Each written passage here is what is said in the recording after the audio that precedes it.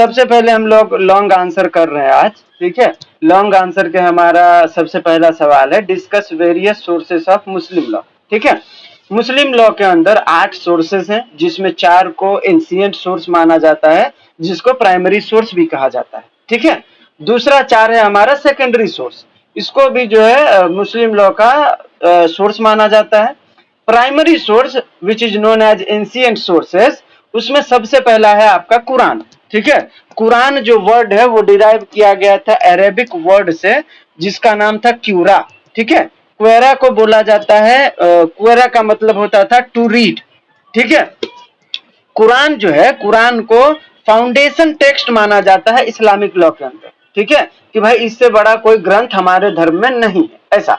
इसके बाद इन मुस्लिम लॉ के अंदर इस्लामिक स्कॉलर्स का मानना है कि जो ये गॉड जो अल्लाह है हमारे, उन्होंने जो भी कहा, जो भी रिवील किया, ठीक है, उन्होंने प्रोफेट मोहम्मद को कहा, और प्रोफेट मोहम्मद के आधार पर हमने उस कुरान में सारी चीजों को रिवील किया, लिखा, ठीक है। तो ये है आपका Quran. It provides comprehensive guidance on various aspect of life including worship, morality, social conduct, ठीक है। तो ये जो कुरान है उसमें मुस्लिमों के लिए कैसे आप पूजा पद्धति आपका रहेगा, कैसे आप नमाज पढ़ोगे, कैसे आप 5 टाइम का पढ़ोगे, कैसे आप जो है समाज में लोगों के साथ मिलकर रहोगे, आपका सोशल कंडक्ट कैसा होगा, आप किस मोरालिटी से आप जो है समाज में रहोगे, ये सारी चीजें कुरान में कही गई है, ठीक है। दूसरा सोर्स है सुन्ना, tradition of the prophet. Prophet Muhammad ने जो भी किया, जो भी करा, ठीक है, उनको जो भी सुनने वाले थे, जो भी देखने वाले थे, उन्होंने जो देखा, ठीक है, उन्होंने जो बताया, उसके आधार पर बनाया गया आपका सुन्ना, ठीक है। सुन्ना का मतलब जो सुन सुन क्या है, ठीक है। सबसे पहली बात, द सुन्ना encompasses the saying, action and approval of the prophet Muhammad. उन्होंने जो भी कहा, जो भी किया, जो भी बोला, उनको हमने रिकॉर्ड करा, हमने उस बुक का नाम रखा, उस ग्रंथ का नाम रखा हदीस, ठीक है, उसमें हमने सारी चीजों को रखा, उसको बोला जाता है सुन्ना, ठीक है। सुन्ना को जो है सेकंड सोर्स माना जाता है आपका प्राइमरी सोर्स के अंदर, ठीक है। इसके बाद है आपका इजमा। इजमा का मतलब है कॉन्सेंसस ऑफ ज्यूरिस्ट। जहां पर कुरान में कोई ऐसा इशू, अभी कोई ऐसा इशू है जिसका सॉल्यूशन कुरान में भी नहीं मिला, जिसका सॉल्यूशन आपका सुन्ना में भी नहीं मिला, उसका सॉल्यूशन जो है इस्लामिक स्कॉलर बैठ के उस पर मंथन करके उस पर्टिकुलर इशू को जो है डील करेंगे, उस पर गाइडेंस करेंगे, ठीक है। तो इसको बोला जाएगा आपका इजमा, मतलब जूरिस्ट लोग अपने ओपिनियन के आधार पर जो है वहां पर सॉल्यूशन निकालेंगे, ठीक है, तो उसको बोला जाता है इजमा। ये थर्ड आपका जो है प्राइमरी सोर्स के अंदर कवर किया गया। फोर्थ है आपका कियास। कियास का मतलब होता है एनालॉजिकल रीजनिंग, जहां पर ऐसा कोई सिचुएशन है मॉडर्न टाइम में जिसका सॉल्यूशन कुरान में भी ना हो, सुन्ना में भी नहीं है, इजमा में भी नहीं है, वैसे सिचुएशन में इस्लामिक स्कॉलर क्या करेंगे, उस पर्टिकुलर इशू पर रीजनिंग करेंगे, ठीक है। वहां पर सवाल जवाब होगा, उसका देखा जाएगा कि भाई पहले क्या था, अभी क्या होने वाला है इस सवाल में, अभी अगर मैं कुछ ऐसा फैसला दूं उससे आगे के पीढ़ी को कोई नुकसान तो नहीं होगा। तो बहुत सारी रीजनिंग के बाद जो है वो एक रूलिंग पे पहुंचते हैं, एक स्टेटस पर पहुंचते हैं कि ऐसा होना चाहिए, ठीक है। तो उसको माना जाता है कियास, ठीक है। तो कियास का मतलब है कि भाई कोई ऐसा रीजनिंग होना चाहिए जो इस्लामिक लॉ में आगे भी वो प्रिवेल कर पाए, ठीक है। ऐसा नहीं है कि आज का सिचुएशन सॉल्व करने के लिए कोई ऐसा डिसीजन दे दो ताकि जिससे आगे वाले पीढ़ी को भी नुकसान हो, ऐसा नहीं। एनालॉजिकल रीजनिंग करेंगे और तब उसके बाद जो है उसको डील किया जाएगा। तो ये होता है कियास, यह आपका प्राइमरी सोर्स था। सेकेंडरी सोर्स के अंदर है पहला लेजिस्लेशन। लेजिस्लेशन का मतलब होता है पार्लियामेंट जो लॉ बनाती है, वो भी सोर्स माना जाता है। जैसे मुस्लिम लॉ है जिसको शरीयत लॉ बोला जाता है, ये क्या है, ये सोर्स है। मुस्लिम मैरिज एक्ट है, ये क्या है, ये सोर्स है। सक्सेशन एक्ट है, क्या है, ये सोर्स है मुस्लिम लॉ में, ठीक है। दूसरा आपका सेकेंडरी सोर्स है जुडिशियल डिसीजन। सुप्रीम कोर्ट ने आपका साहबानों के केस में कहा था कि भाई मुस्लिम महिलाओं को भी मेंटेनेंस मिलना चाहिए, फिर हमने उसको इम्प्लीमेंट किया, आपके इस्लामिक लॉ पर अप्लाई किया, ठीक है, फिर हमने महिलाओं को भी मेंटेनेंस दिया। तो ये सब क्या है, सुप्रीम कोर्ट जब कोई रूलिंग देता है तो वो इनडायरेक्टली मुस्लिम पर जब अप्लाई होता है तो इस्लामिक लॉ पे वो अप्लाई होता है, ठीक है। तो ये भी एक सोर्स का काम करता है। तीसरा है कस्टमरी प्रैक्टिस। कस्टमरी प्रैक्टिस का मतलब होता है कि कोई ऐसा कस्टम जो शुरू से ही चलते आ रहा हो, ठीक है, जैसे हिजाब पहनना, ठीक है, जैसे ये क्या बोलते हैं आपका ट्रिपल तलाक वाला सीन था, ये भी शुरू से ही चलते आ रहा था, वो कस्टमरी प्रैक्टिस था। तलाक तलाक तलाक, ऐसा कोई उसमें क्या बोलते हैं इस्लामिक लॉ में कोई ऐसा मैंडेटरी प्रोविजन नहीं था कि ट्रिपल तलाक आपको करना ही है, नहीं, ये एक महज कस्टम था और वही फॉलो करते आ रहे थे। तो कस्टमरी प्रैक्टिस जो होता है उसको उर्दू में बोला जाता है उर्फ, उर्दू या अरबिक वर्ड में, ठीक है। और इसका मतलब होता है कि जो भी हमारे कस्टम्स थे, जैसे हमने शादी के टाइम पर हम लोग डावर देते थे, ये क्या है, ये कस्टम था, शुरू से ही देते आ रहे हैं, इसीलिए हम आज भी दे रहे हैं, ठीक है। तो ये सब हमारे कस्टमरी प्रैक्टिसेस जो हैं ये भी सोर्स का काम करता है और ये सेकेंडरी सोर्स के अंदर कवर है। इसके बाद है fourth, equity, justice and good conscience. इसका ये मानना है कि कभी भी अगर कोई जूरिस्ट, ठीक है, किसी भी सिचुएशन पर, किसी भी इशू पर कोई फैसला लेगा या कोई रीजनिंग करेगा तो वो फेयर होना चाहिए, ठीक है, वो ऐसा होना चाहिए कि आने वाली पीढ़ी के ऊपर भी कोई बर्डन ना पड़े, ठीक है। जैसे हमने ट्रिपल तलाक था, तलाक तलाक तलाक, आज के समय में उस तलाक तलाक तलाक का कोई वजूद है क्या? आप कैसे किसी का फंडामेंटल राइट एक सेकंड में वायलेट कर सकते हो, तलाक तलाक तलाक बोल के, तू जा अपने घर, मैं अपने घर, नहीं ना, बराबर। तो ये बोलता है कि भाई आप कोई भी डिसीजन लोगे या कोई भी जूरिस्ट, इस्लामिक जूरिस्ट कोई भी डिसीजन लेगा तो वो फेयर होना चाहिए, इक्विटी होना चाहिए उसमें, और गुड कॉन्सेंस से लेना चाहिए। उसका जो है मतलब आने वाली पीढ़ी को उस डिसीजन से कोई नुकसान नहीं होना चाहिए, वो फेयर होना चाहिए और इनजस्टिस को रोकने वाला होना चाहिए, ना कि इनजस्टिस को बढ़ाने वाला होना चाहिए, ठीक है। तो ये फोर्थ सोर्स है। दूसरा सवाल है आपका, वेरियस फॉर्म्स ऑफ तलाक अंडर मुस्लिम लॉ। इससे पहले हम लोग कुछ जरूरी बातें समझ लेते हैं। आपके क्वेश्चन में, ये आपके क्वेश्चन में मैडम बता रहा हूं मैडम, वही बता रहा हूं मैं। तो मुस्लिम लॉ के अंदर दो सेक्ट हैं, आपसे पूछा जा सकता है कि मुस्लिम लॉ के अंदर कितने सेक्ट हैं, तो दो सेक्ट हैं। सेक्ट का मतलब दो सेक्शन, सेक्शन का मतलब दो ग्रुप, एक है शिया मुस्लिम का ग्रुप और एक है सुन्नी मुस्लिम का ग्रुप, ठीक है। कभी कभी पूछा भी जाता है कि शिया और सुन्नी का डिवीजन कैसे हुआ था, ठीक है, क्यों दोनों अलग हुए, जबकि मुस्लिम लॉ का क्या मानना है कि एक ही है, कोई भेदभाव नहीं होगा। जबकि शिया अपने में लड़ते हैं कि भाई मुझे सुन्नी से नहीं मोहब्बत रखना, सुन्नी अलग लड़ते हैं कि मुझे शिया से मोहब्बत नहीं रखना, ठीक है। तो दोनों का अलग ही चलता है। तो मुस्लिम लॉ का हालांकि बेसिक जो फाउंडेशन है वो यही है कि सब एक है, ठीक है, कोई भेदभाव नहीं। लेकिन ये डिवीजन तब अराइज हुआ जब आपको पता होगा कि इस्लामिक लॉ के अंदर सबसे जो मतलब ईश्वर थे वो अल्लाह थे, ठीक है। उन्होंने अपने एक दूत को भेजा, मतलब अपने अवतार को भेजा, जैसे हमारे धर्म हिंदू धर्म में है कृष्ण अवतार हुए, राम अवतार हुए, सब क्या हुआ, समय समय पर अवतार लिए, अधर्म था उसको खत्म करके फिर चले गए। तो ऐसे ही उस टाइम पर जब इस्लामिक लॉ आया तो उसमें अल्लाह ने मैसेंजर ऑफ गॉड के तौर पर प्रोफेट मोहम्मद को भेजा, ठीक है। उन्होंने इस्लामिक लॉ को बढ़ावा दिया, आगे बढ़ाया, उन्होंने बताया कि कैसे जीना चाहिए, कैसे रहना चाहिए, कैसे खाना पीना करना चाहिए, बराबर। तो ये सारी चीजें उन्होंने दी। उसके बाद उन्होंने, उनकी मौत जो है जहां तक मैंने पढ़ा है 63 ईयर्स ऑफ एज में उनका देहांत हो गया, ठीक है। उनके मरने के बाद जो है जो भी मुस्लिम थे उसमें डिवीजन पैदा हो गया। कुछ का मानना था कि प्रोफेट मोहम्मद के जो क्लोज रिलेटिव होंगे हम उन्हीं को जो है प्रोफेट मोहम्मद का सक्सेसर मानेंगे, ठीक है, और हम उन्हीं को जो है मतलब सबसे बड़ा मानेंगे इस्लामिक लॉ के अंदर। दूसरे सेक्ट जो थे सुन्नी, उनका मानना था कि नहीं, प्रोफेट मोहम्मद के बाद जो भी उनके इस पोस्ट को होल्ड करने के लिए एलिजिबल है हम उनको मानेंगे, ठीक है। तो डिवीजन यहां से शुरू हो गया। तो यहाँ पर जो है जो भी शिया थे जिनको लगता था कि प्रोफेट मोहम्मद के जो भी क्लोज होंगे हम उनको जो है सक्सेसर मानेंगे रियल, तो उस टाइम पे मोहम्मद, प्रोफेट मोहम्मद साहब के वो जो बेटी का जो वो था पति, उनका नाम था अली, अली उनका कजन भी था, ठीक है। तो उन्होंने सब ने जो शिया थे उनको लगा कि प्रोफेट मोहम्मद के सबसे क्लोज जो है अली है, तो अली को जो है सक्सेसर बनाना चाहिए, ठीक है।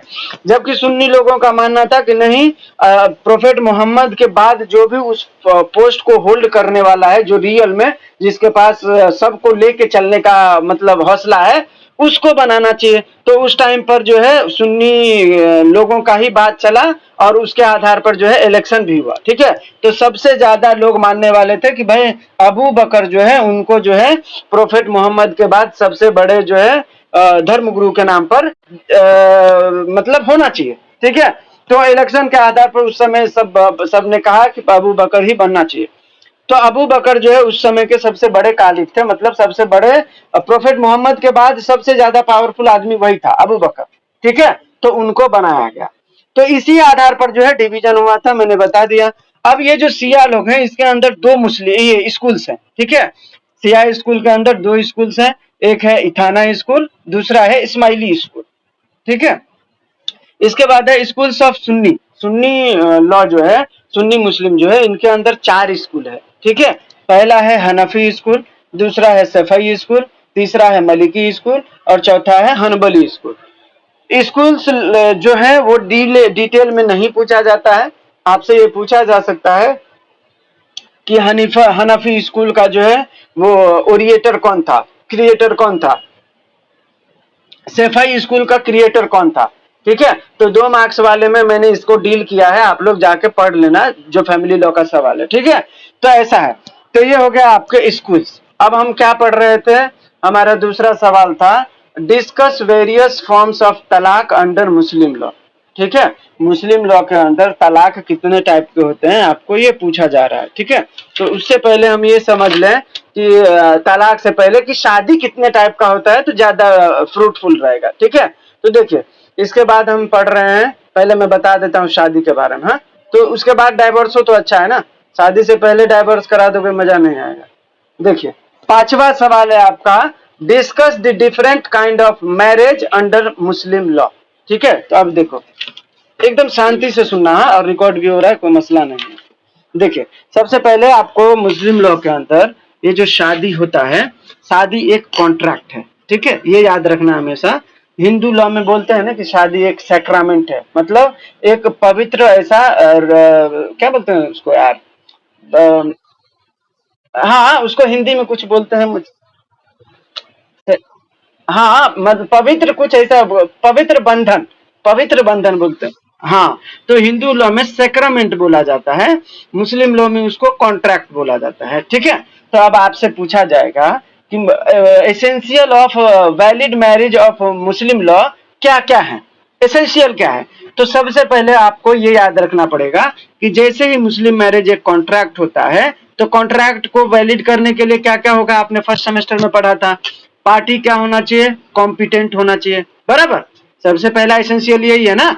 तो कॉम्पिटेंट का मतलब क्या है कि भाई लड़की का भी एज होना चाहिए वैलिड, लड़के का भी एज होना चाहिए, कोई अनसाउंड माइंड नहीं होना चाहिए। ठीक है, नहीं तो फिर वो कॉन्ट्रैक्ट वैलिड नहीं होगा ना।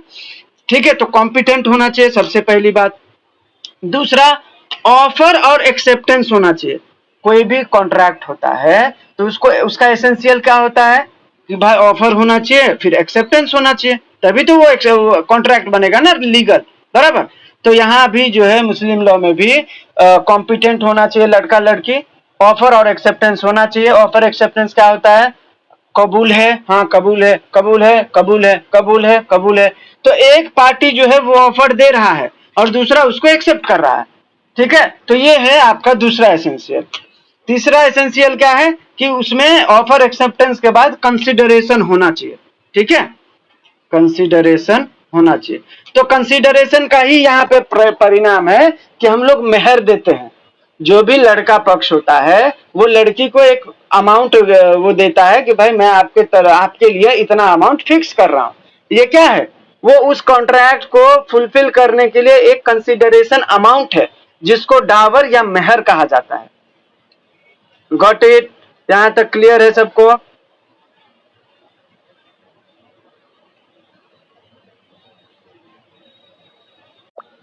ओके ठीक है, देखिए हमने कंसीडरेशन कर दिया, ठीक है, डावर दे दिया।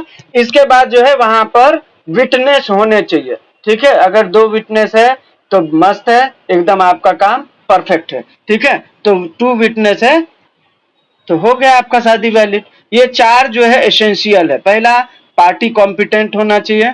ऑफर एक्सेप्टेंस होना चाहिए, ठीक है। इसके बाद कंसिडरेशन के तौर पर डावर या मेहर दिया जाना चाहिए, और इसके बाद जो है 2 विटनेस होने चाहिए, ठीक है। फिर आपकी हो गई शादी। अब यहाँ पर शादी जो है मुस्लिम लॉ के अंदर 4 है, ठीक है। कौन कौन सी शादी है? सबसे पहला है सही मैरिज, ठीक है। सही का मतलब सही, सही का मतलब वैलिड, ठीक है। होता है ना, तुम सही कर रहे हो, तो सही का मतलब क्या? तुम अच्छा कर रहे हो, तुम राइट कर रहे हो। तो राइट, तो जो मैरिज राइट मतलब तरीके से किया जाता है वो सही मैरिज है। तो SAHIH, सही है, इसको बोला जाता है वैलिड मैरिज। तो वैलिड मैरिज कब होगा? जब हम ये 4 एसेंशियल फुलफिल करेंगे तो हमारी शादी वैलिड होगी ना। अभी बोला मैंने कि जब कोई कॉन्ट्रैक्ट फुलफिल होता है तो समझो वो फुलफिलमेंट मुस्लिम लॉ के मैरिज के लिए भी बराबर है, ठीक है। तो हमने अभी आपको बताया कि मुस्लिम लॉ के अंदर मैरिज को वैलिड बनाने के लिए एसेंशियल है सबसे पहला पार्टी कॉम्पिटेंट होना चाहिए। कॉम्पिटेंट का मतलब कि आपको जो है कोई अनसाउंड माइंड ना हो, लड़का लड़की का उम्र 18-21 हो, जो भी उनके धर्म के हिसाब से है वो होना चाहिए। क्या?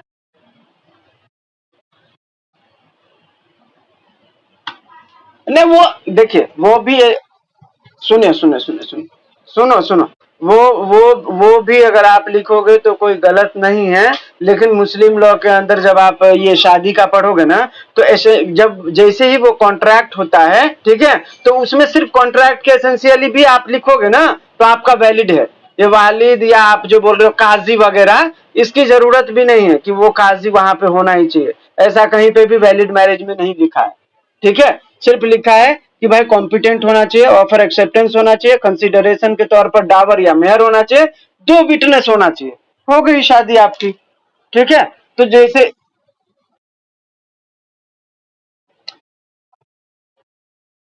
हाँ, नहीं नहीं, सुनो सुनो, मैं हाँ नहीं, करेक्ट है। तो वली तो है ना, विटनेस तो दो है। लेकिन जब आप एसेंशियल पढ़ोगे ना, जैसे अभी इसी में देखो वैलिड मैरिज में, तो यहाँ पे कहीं है क्या ये काजी? कहीं नहीं है। एसेंशियल, हाँ हाँ, करेक्ट करेक्ट, हाँ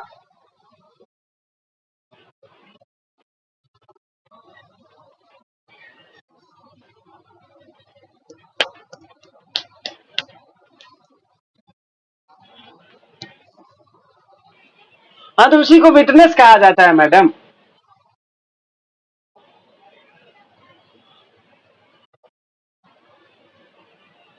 VALI, VALI, ठीक।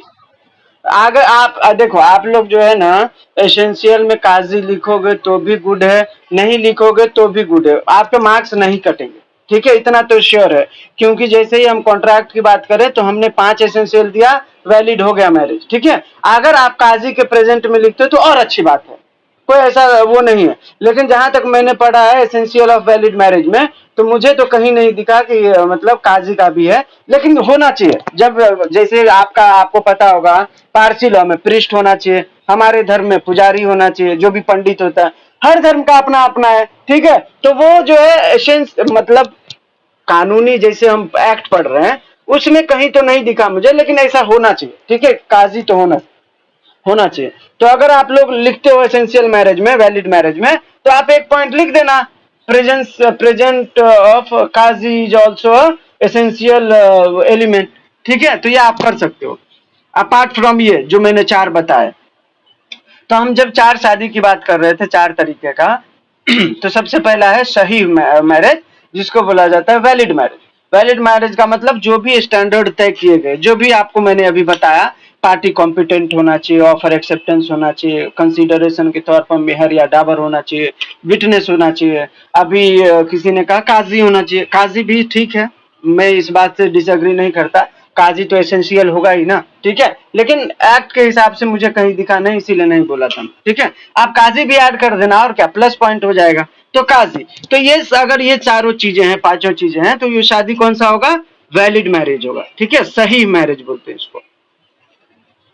दूसरा शादी है बातिल मैरिज। बातिल का मतलब वॉइड, मतलब बी फॉर बैड, तो अगर आपने बैड फॉर्म ऑफ मैरिज किया है तो उसको बोला जाएगा बातिल मैरिज, ठीक है। और बातिल मैरिज क्या होता है? बातिल मैरिज होता है, देखिए क्या होता है बातिल मैरिज।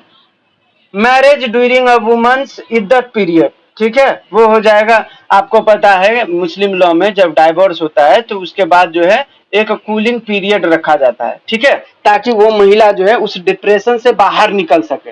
अब किसी महिला का डाइवोर्स होगा तो क्या होता है, थोड़ा सा परेशान रहती है, तो उसको एक समय दिया जाता है 3 महीने का कि भाई आप अपने आप को शांत करो, कूल डाउन हो जाओ, ठीक है, कोई प्रॉब्लम नहीं है, डाइवोर्स ही हुआ है, मरी थोड़ी हो, दूसरा शादी कर लेना, बराबर।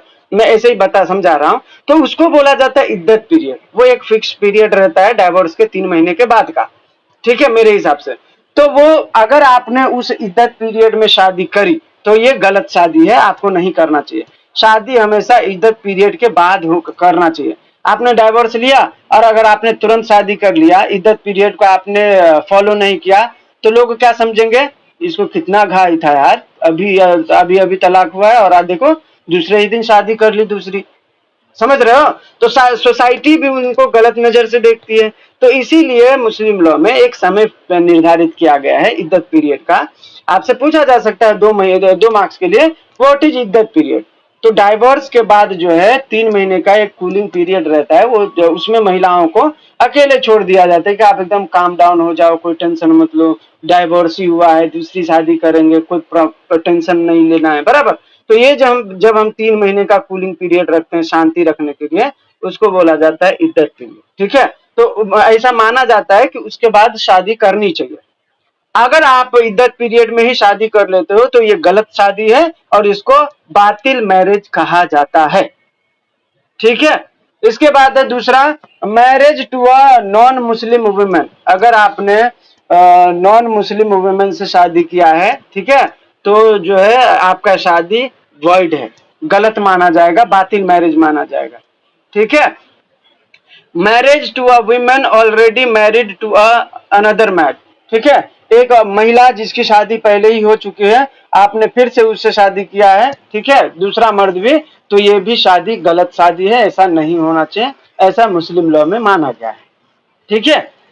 तीसरा शादी है आपका फासिद मैरिज। फासिद मैरिज का मतलब है इरेगुलर। इरेगुलर का मतलब है कि अगर आपको लगेगा कि इसको रेगुलर करना है तो यू कैन, आप कर सकते हो, ठीक है। एग्जाम्पल फॉर, आपने शादी करी और आपके शादी के टाइम पे विटनेस नहीं था, जबकि विटनेस एसेंशियल है, तो एसेंशियल है और आप में नहीं था तो आपकी शादी इरेगुलर हो गई, ठीक है।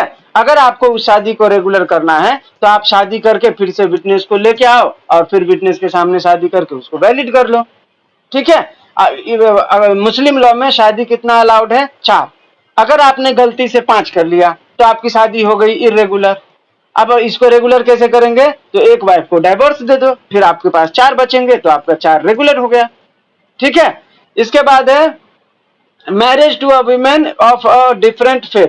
अगर आपने दूसरे धर्म में महिलाओं से शादी किया, ठीक है, मान के चलो मुस्लिम लड़का है हिंदू लड़की से शादी कर लिया, तो ये शादी क्या था, ये था इरेगुलर, ठीक है। लेकिन अगर आपने उसको कन्वर्ट कर दिया कि भाई मैंने उसको मुस्लिम बना दिया, फिर आपकी शादी रेगुलर हो जाएगी।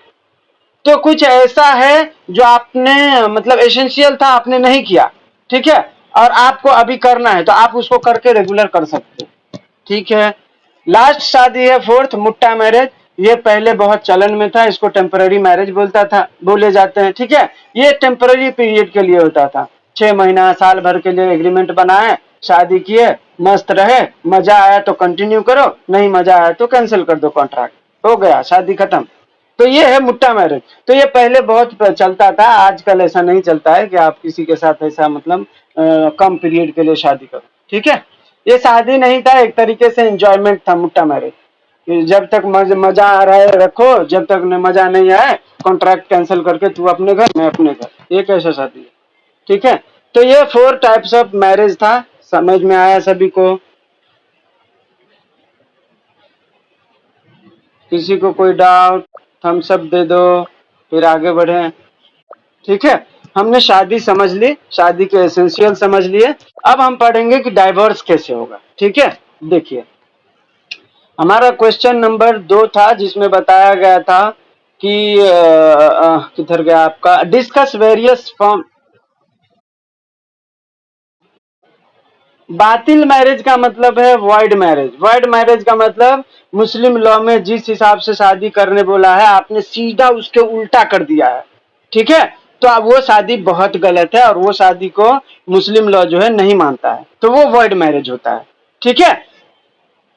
जैसे मान के चलो बताया, हाँ जैसे मान के चलिए बताया गया है कि इद्दत पीरियड में शादी नहीं करना चाहिए, क्योंकि मुस्लिम महिलाएं उस समय पे उस दौर से गुजर रही होती हैं जहां पर उनको तुरंत डाइवोर्स का सदमा लगा रहता है, बराबर। तो वो शादी कैसे करेंगी, वो उससे उभरे थोड़ा टाइम ले, तो 2-3 महीने का इसीलिए इद्दत पीरियड रखा गया, ठीक है।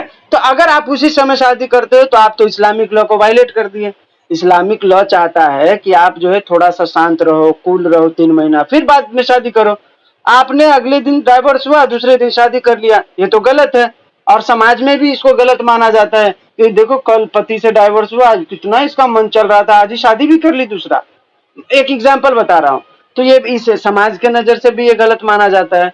तो ये जो है अगर आपने इद्दत पीरियड में शादी कर ली तो वो वॉइड मैरिज माना जाएगा, ठीक है। अगर आपने कोई भी हिंदू मर्द है, ये मुस्लिम, अगर वो किसी नॉन मुस्लिम वुमेन से शादी करता है, ठीक है, तो वो शादी गलत माना जाता है, वॉइड मैरिज माना जाता है, ठीक है। अगर वो कन्वर्ट करे तब तो अलग बात है, फिर वो उनके ज्यूरिस्ट जो ओपिनियन देंगे उसके आधार पर। लेकिन मुस्लिम लॉ सीधा मानता है कि अगर आप हिंदू मुस्लिम हो, ठीक है, सॉरी मुस्लिम मर्द हो, तो आप किसी भी नॉन मुस्लिम महिला से शादी नहीं कर सकते। अगर आप करते हो तो वो गलत शादी, ठीक है। और तीसरा है आपका marriage to a woman already married to another man, ठीक है। कोई महिला है जिसका शादी ऑलरेडी पहले हो चुका है, ठीक है, उसका पति है, और फिर आप उस महिला से अगर शादी करते हो तो ये शादी गलत है। ये फिर मर्द पे अप्लाई नहीं होता, ये याद रखना। मर्द 4 भी कर सकता है, उसकी 1 बीबी है फिर भी वो 2 कर सकता है, 2 बीबी है फिर भी वो 3 कर सकता है, 3 बीबी है फिर भी वो 4 कर सकता है। लेकिन एक औरत एक मर्द के अलावा दूसरे मर्द से शादी नहीं कर सकती। अगर वो करती है तो वो बातिल मैरिज होगा, मतलब वो गलत शादी होगा। Got it? किसी को मसला समझ में आया? अगर कोई भी मुस्लिम भाई हो, अगर मैं कुछ गलत बताऊं तो बताना भाई, ठीक है, क्योंकि मैं भी जो पढ़ा हूं मैं वही।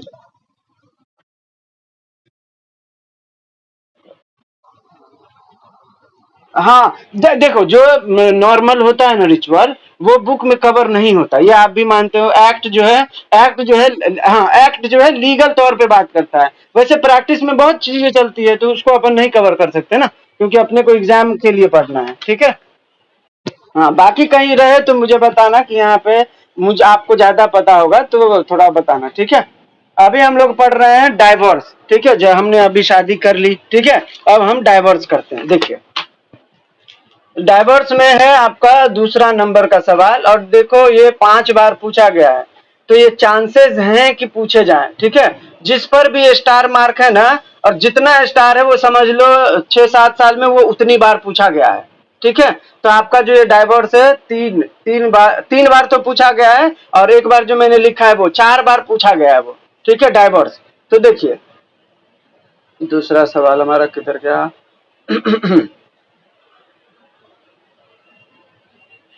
हम्म, देखिए, तो सबसे पहले हम इसमें जो डाइवोर्स है इसमें हम ये समझेंगे, डाइवोर्स पति भी दे सकता है, पति के लिए कुछ अलग फॉर्म ऑफ डाइवोर्स है, ठीक है। महिला भी दे सकती है, ठीक है, महिलाओं के लिए भी अलग से डाइवोर्स का है। और म्यूचुअल कंसेंट से भी दे सकते हैं, जहां पे दोनों सहमति से ले सकते हैं, ठीक है। तो अभी हम बारीकी से पढ़ेंगे कि कैसे कैसे होता है। देखिए, तो सबसे पहला है तलाक बाय हस्बैंड। हस्बैंड जो है कौन कौन से फॉर्म ऑफ तलाक दे सकते हैं? तो सबसे पहला है हस्बैंड जो देगा वो है तलाक अहसन, ठीक है, तलाक ए अहसन इसको बोला जाता है, ठीक है। तलाक हसन अहसन क्या होता है? ये मोस्ट प्रॉपर डाइवोर्स माना जाता है इस्लामिक लॉ में। मतलब सबसे अच्छा जो है तलाक माना जाता है, ठीक है। The husband pronounce a single talaq during the wife's period of purity, ठीक है, जिसको तुहर कहा जाता है, in which he has not had sexual relationship with her, ठीक है। तो ये जो है प्यूरिटी का पीरियड जो होता है, प्यूबर्टी या प्यूरिटी कुछ बोलते हैं उसको, उस पीरियड में जो है उनके जो पति होते हैं वो एक बार उनको जो है तलाक प्रोनाउंस करता है, ठीक है, जिसको तुहर पीरियड भी कहा जाता है। उस समय जब ये तलाक अनाउंस करेंगे, उस समय पर कोई भी सेक्सुअल रिलेशन उनके साथ नहीं किया जाएगा, ठीक है। तो ये होता है आपका talaq ahsan. This divorce is revocable during the iddah waiting period, ठीक है, इद्दत पीरियड होगा शायद वो, ठीक है। तो ये जो है तलाक रिवोक भी किया जा सकता है, रिवोकेबल है इद्दत पीरियड के दौरान। इसके बाद finality, after the iddat period the divorce become irrevocable, ठीक है।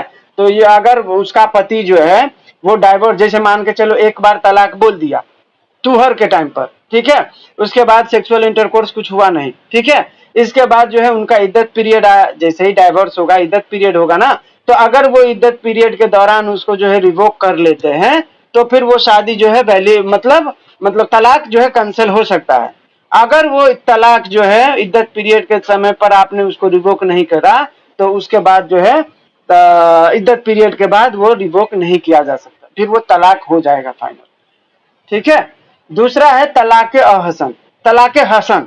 पहला था तलाक अहसन, दूसरा है तलाक हसन। इसको बोला जाता है good divorce. The husband pronounce one talaq during the wife's period of purity followed by a waiting period, ठीक है। ये भी प्यूरिटी पीरियड में ही दिया जाता है, इसमें भी वन टाइम ही तलाक जो है प्रोनाउंस किया जाता है। The divorce is revocable during the iddah period, वही इद्दत पीरियड के दौरान अगर आप उसको रोकना चाहे डाइवोर्स को, तो आप अपने वचन वापस ले सकते हो कि डाइवोर्स नहीं करना है। अगर इद्दत पीरियड खत्म हो गया तो आप उसको रिवोक नहीं कर सकते। तीसरा है तलाक बिद्दत, इसको बोलते हैं innovated divorce procedure. The husband pronounce triple talaq in one sitting. इसी तलाक के बिद्दत को जो है दो भाग में बांटा गया था, एक था इंस्टेंट ट्रिपल तलाक और एक था मतलब हर महीने आप तलाक तलाक तलाक बोल के खत्म कर लो, ठीक है। तो तलाक बिद्दत के अंदर दो तरीके का तलाक था, याद रखना। एक था मतलब उसी में कि आप जो है एक ही बार में एक झटके में तलाक तलाक तलाक बोलो इंस्टेंट और शादी खत्म, और एक था कि आप एक महीने में एक बार बोलो तलाक, फिर दूसरे महीने में दूसरी बार बोलो, तीसरे महीने, ऐसे मतलब थोड़ा थोड़ा गैप लेके अगर आप तलाक तलाक तलाक 3 बार प्रोनाउंस करते हो, तो वो भी तलाक बिद्दत का एक फॉर्म था।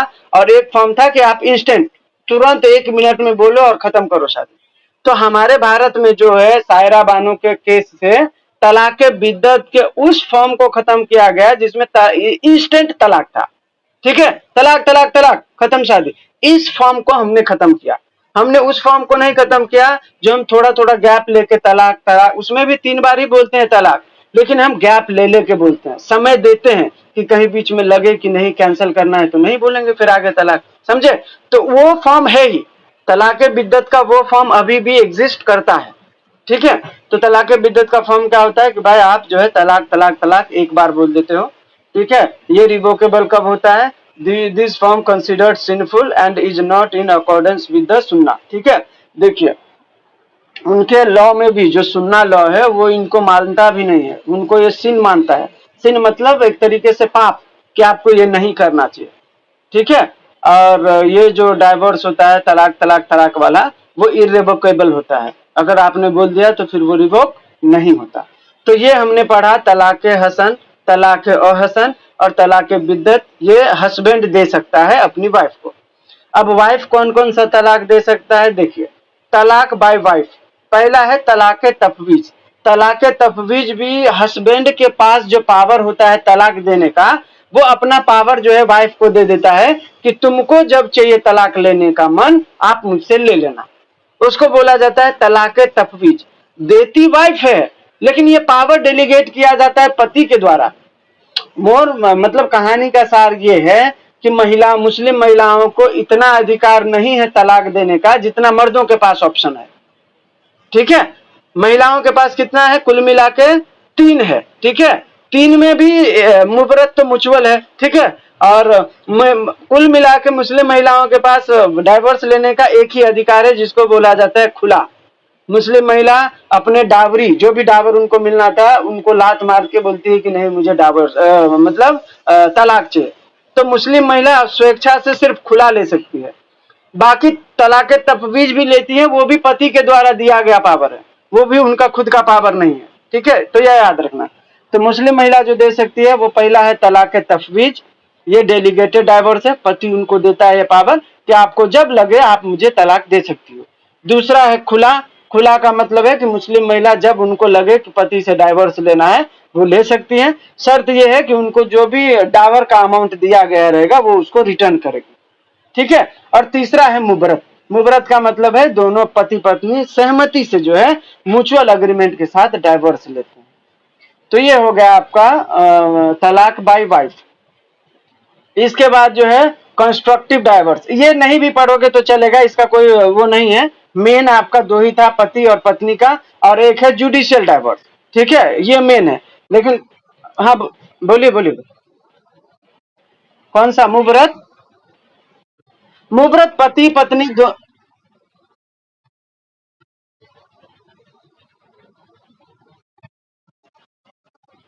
आराम से लिख सकते हैं, क्यों नहीं लिख सकते।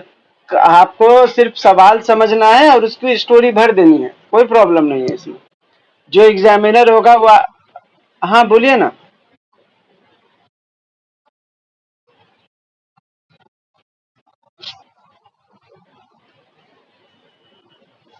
नहीं नहीं, डेलीगेटेड डाइवोर्स में तो पत्नी देगी ना, तो पत्नी को तो जब इच्छा होगा तब दे देगी अपने पति को, उसका इडेट पीरियड से क्या मतलब है।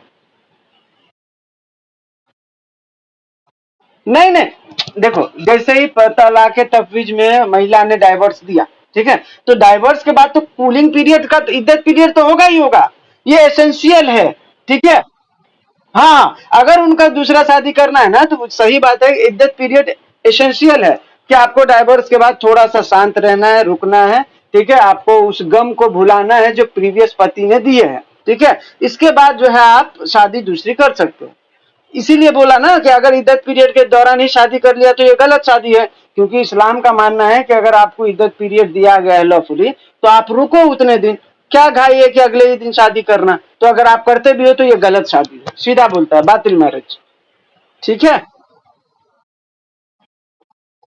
हाँ नहीं नहीं, उसके करेक्ट करेक्ट करेक्ट, उसमें बहुत सारी चीजें आती है।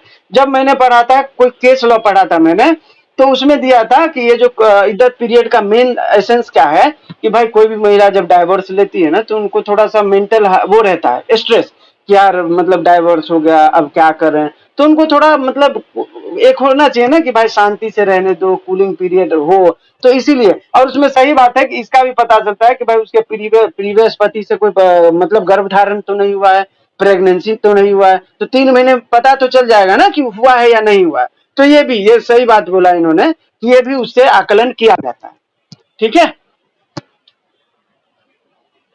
तो हाँ, तो ये हो गया आपका तलाक बाय वाइफ।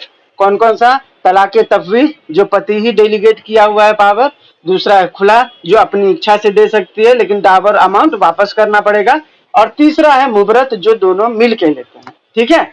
इसके बाद है तीसरा, ये पढ़ ही देता हूं चलो, कंस्ट्रक्टिव डाइवोर्स। इसमें है पहला इला, ठीक है, इला का मतलब the husband swears to abstain from sexual relation with his wife for 4 month, ठीक है। मतलब ये जो इला वाला डाइवर्स का सिस्टम है, इसमें जो है पति ये शपथ लेता है कि मैं अपने वाइफ से 4 महीने तक कोई भी सेक्सुअल रिलेशन नहीं क्रिएट करूंगा, ठीक है। ये अभी जो सर हैं जो अभी बोल रहे थे उनको थोड़ा बहुत पता होगा इसका, ये मैंने नहीं पढ़ा ईमानदारी से बोलूं तो। दूसरा है जिहार, जिहार बोलता है the husband compares his wife to a female relative within the prohibited degree of marriage. तो ये बोलता है मतलब जैसे मान के चलो कोई उनकी बहन है, ठीक है, सगी बहन, अगर आपने उनसे अपनी वाइफ का कंपेयर कंपेयर कर लिया, ठीक है, कि तुम तो मेरी मतलब सना बहन जैसी दिखती हो, तो वो डाइवोर्स हो गया। आप अपनी बहन से, सगी बहन से, जिससे भी आप शादी नहीं कर सकते, आप अपनी वाइफ का उससे कंपेयर नहीं कर सकते, ठीक है। अगर आप ऐसा कंपेयर करते हो तो मेरे हिसाब से यही शादी जो है जिहार डाइवोर्स कहलाता है। क्या बोलते हो?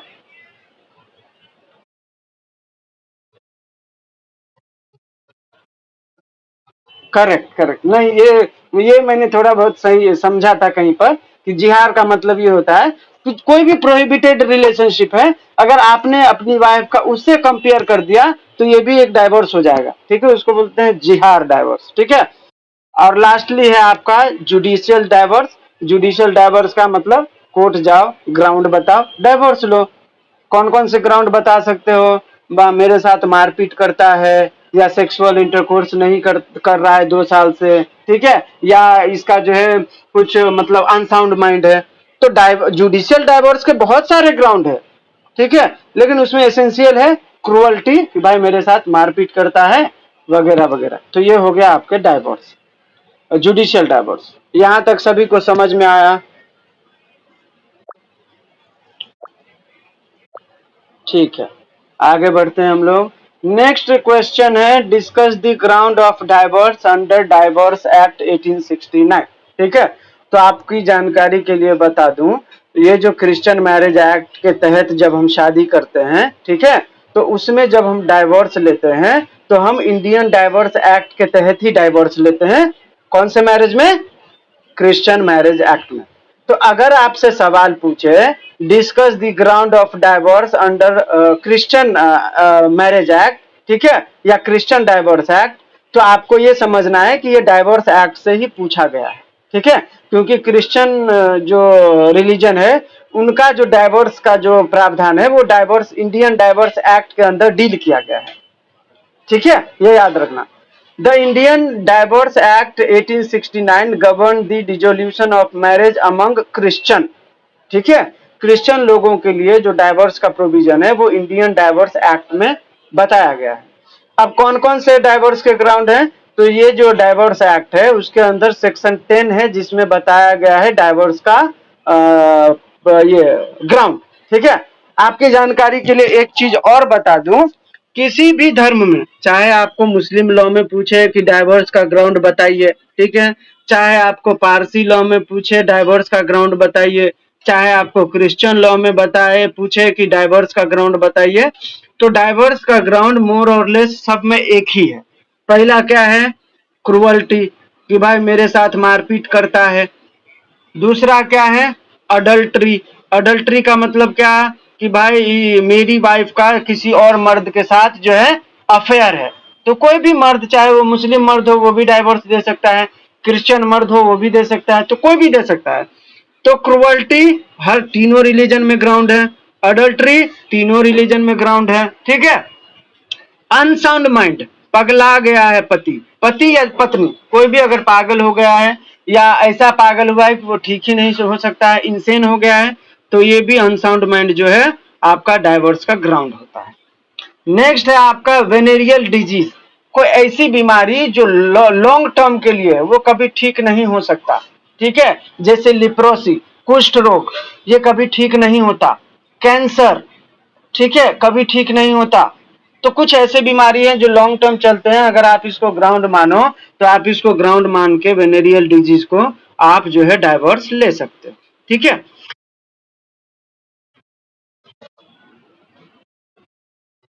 हाँ, मतलब लॉन्ग टर्म वाला ना जो ठीक नहीं हो सकता। हाँ, कैंसर नहीं, करेक्ट करेक्ट करेक्ट करेक्ट, ठीक है ठीक है। तो कैंसर, कैंसर नहीं आएगा, लेकिन कैंसर भी अगर लॉन्ग टर्म है और ठीक नहीं हो सकता तो आप उसके लिए भी डाइवोर्स फाइल कर सकते हो। हाँ हाँ हाँ, लेकिन लॉन्ग टर्म डिजीज में आप ले सकते हो, ठीक है। कोई भी डिजीज है जो लॉन्ग टर्म से है और उसके ठीक होने की गुंजाइश नहीं है तो आप डाइवोर्स ले सकते हो, ठीक है। हाँ, लॉन्ग टर्म नहीं है तो नहीं ले सकते। नहीं, अरे अब लंग कैंसर है और उसकी गारंटी 6 महीना है या साल भर है, तो आप कैसे नहीं ले सकते हो? क्या बात करते हैं आप? हाँ, लिप्रोसी, हाँ पता है। लेप्रोसी मतलब कुष्ठ रोग, जो हाथ टेढ़ा हो जाता है, व्हाइट हो जाता है, वो पता है, पता है। तो वो जो है ना, ठीक है, चलेगा। वेनेरियल डिजीज जो है आपका सेक्सुअल जो होता है वो HIV एड्स वगैरह, ये मान लेना, ठीक है। अगर आपको याद नहीं रहे, हाँ बोलिए ना।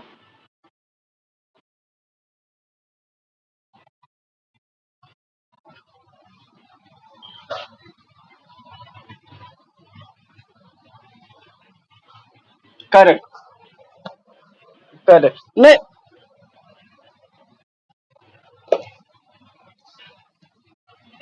करेक्ट, अरे नहीं, सुनो, सुनो, अभी जो है आप कोर्ट में जाओगे ना, अगर आपको डाइवोर्स लेना है, अगर आपके ग्राउंड से सेटिस्फाई है ना कोर्ट, तो ये बोलते हैं ना कोई कि कैंसर क्या नहीं मिलता है, कैंसर का मिलता है। अगर आपका कैंसर ऐसा भयावह है जिसका ठीक होने का चांस ही नहीं है, और वाइफ नई नई शादी की है, तो क्यों आपके साथ अपना जीवन खराब करे, क्यों उसको डाइवोर्स नहीं लेना चाहिए।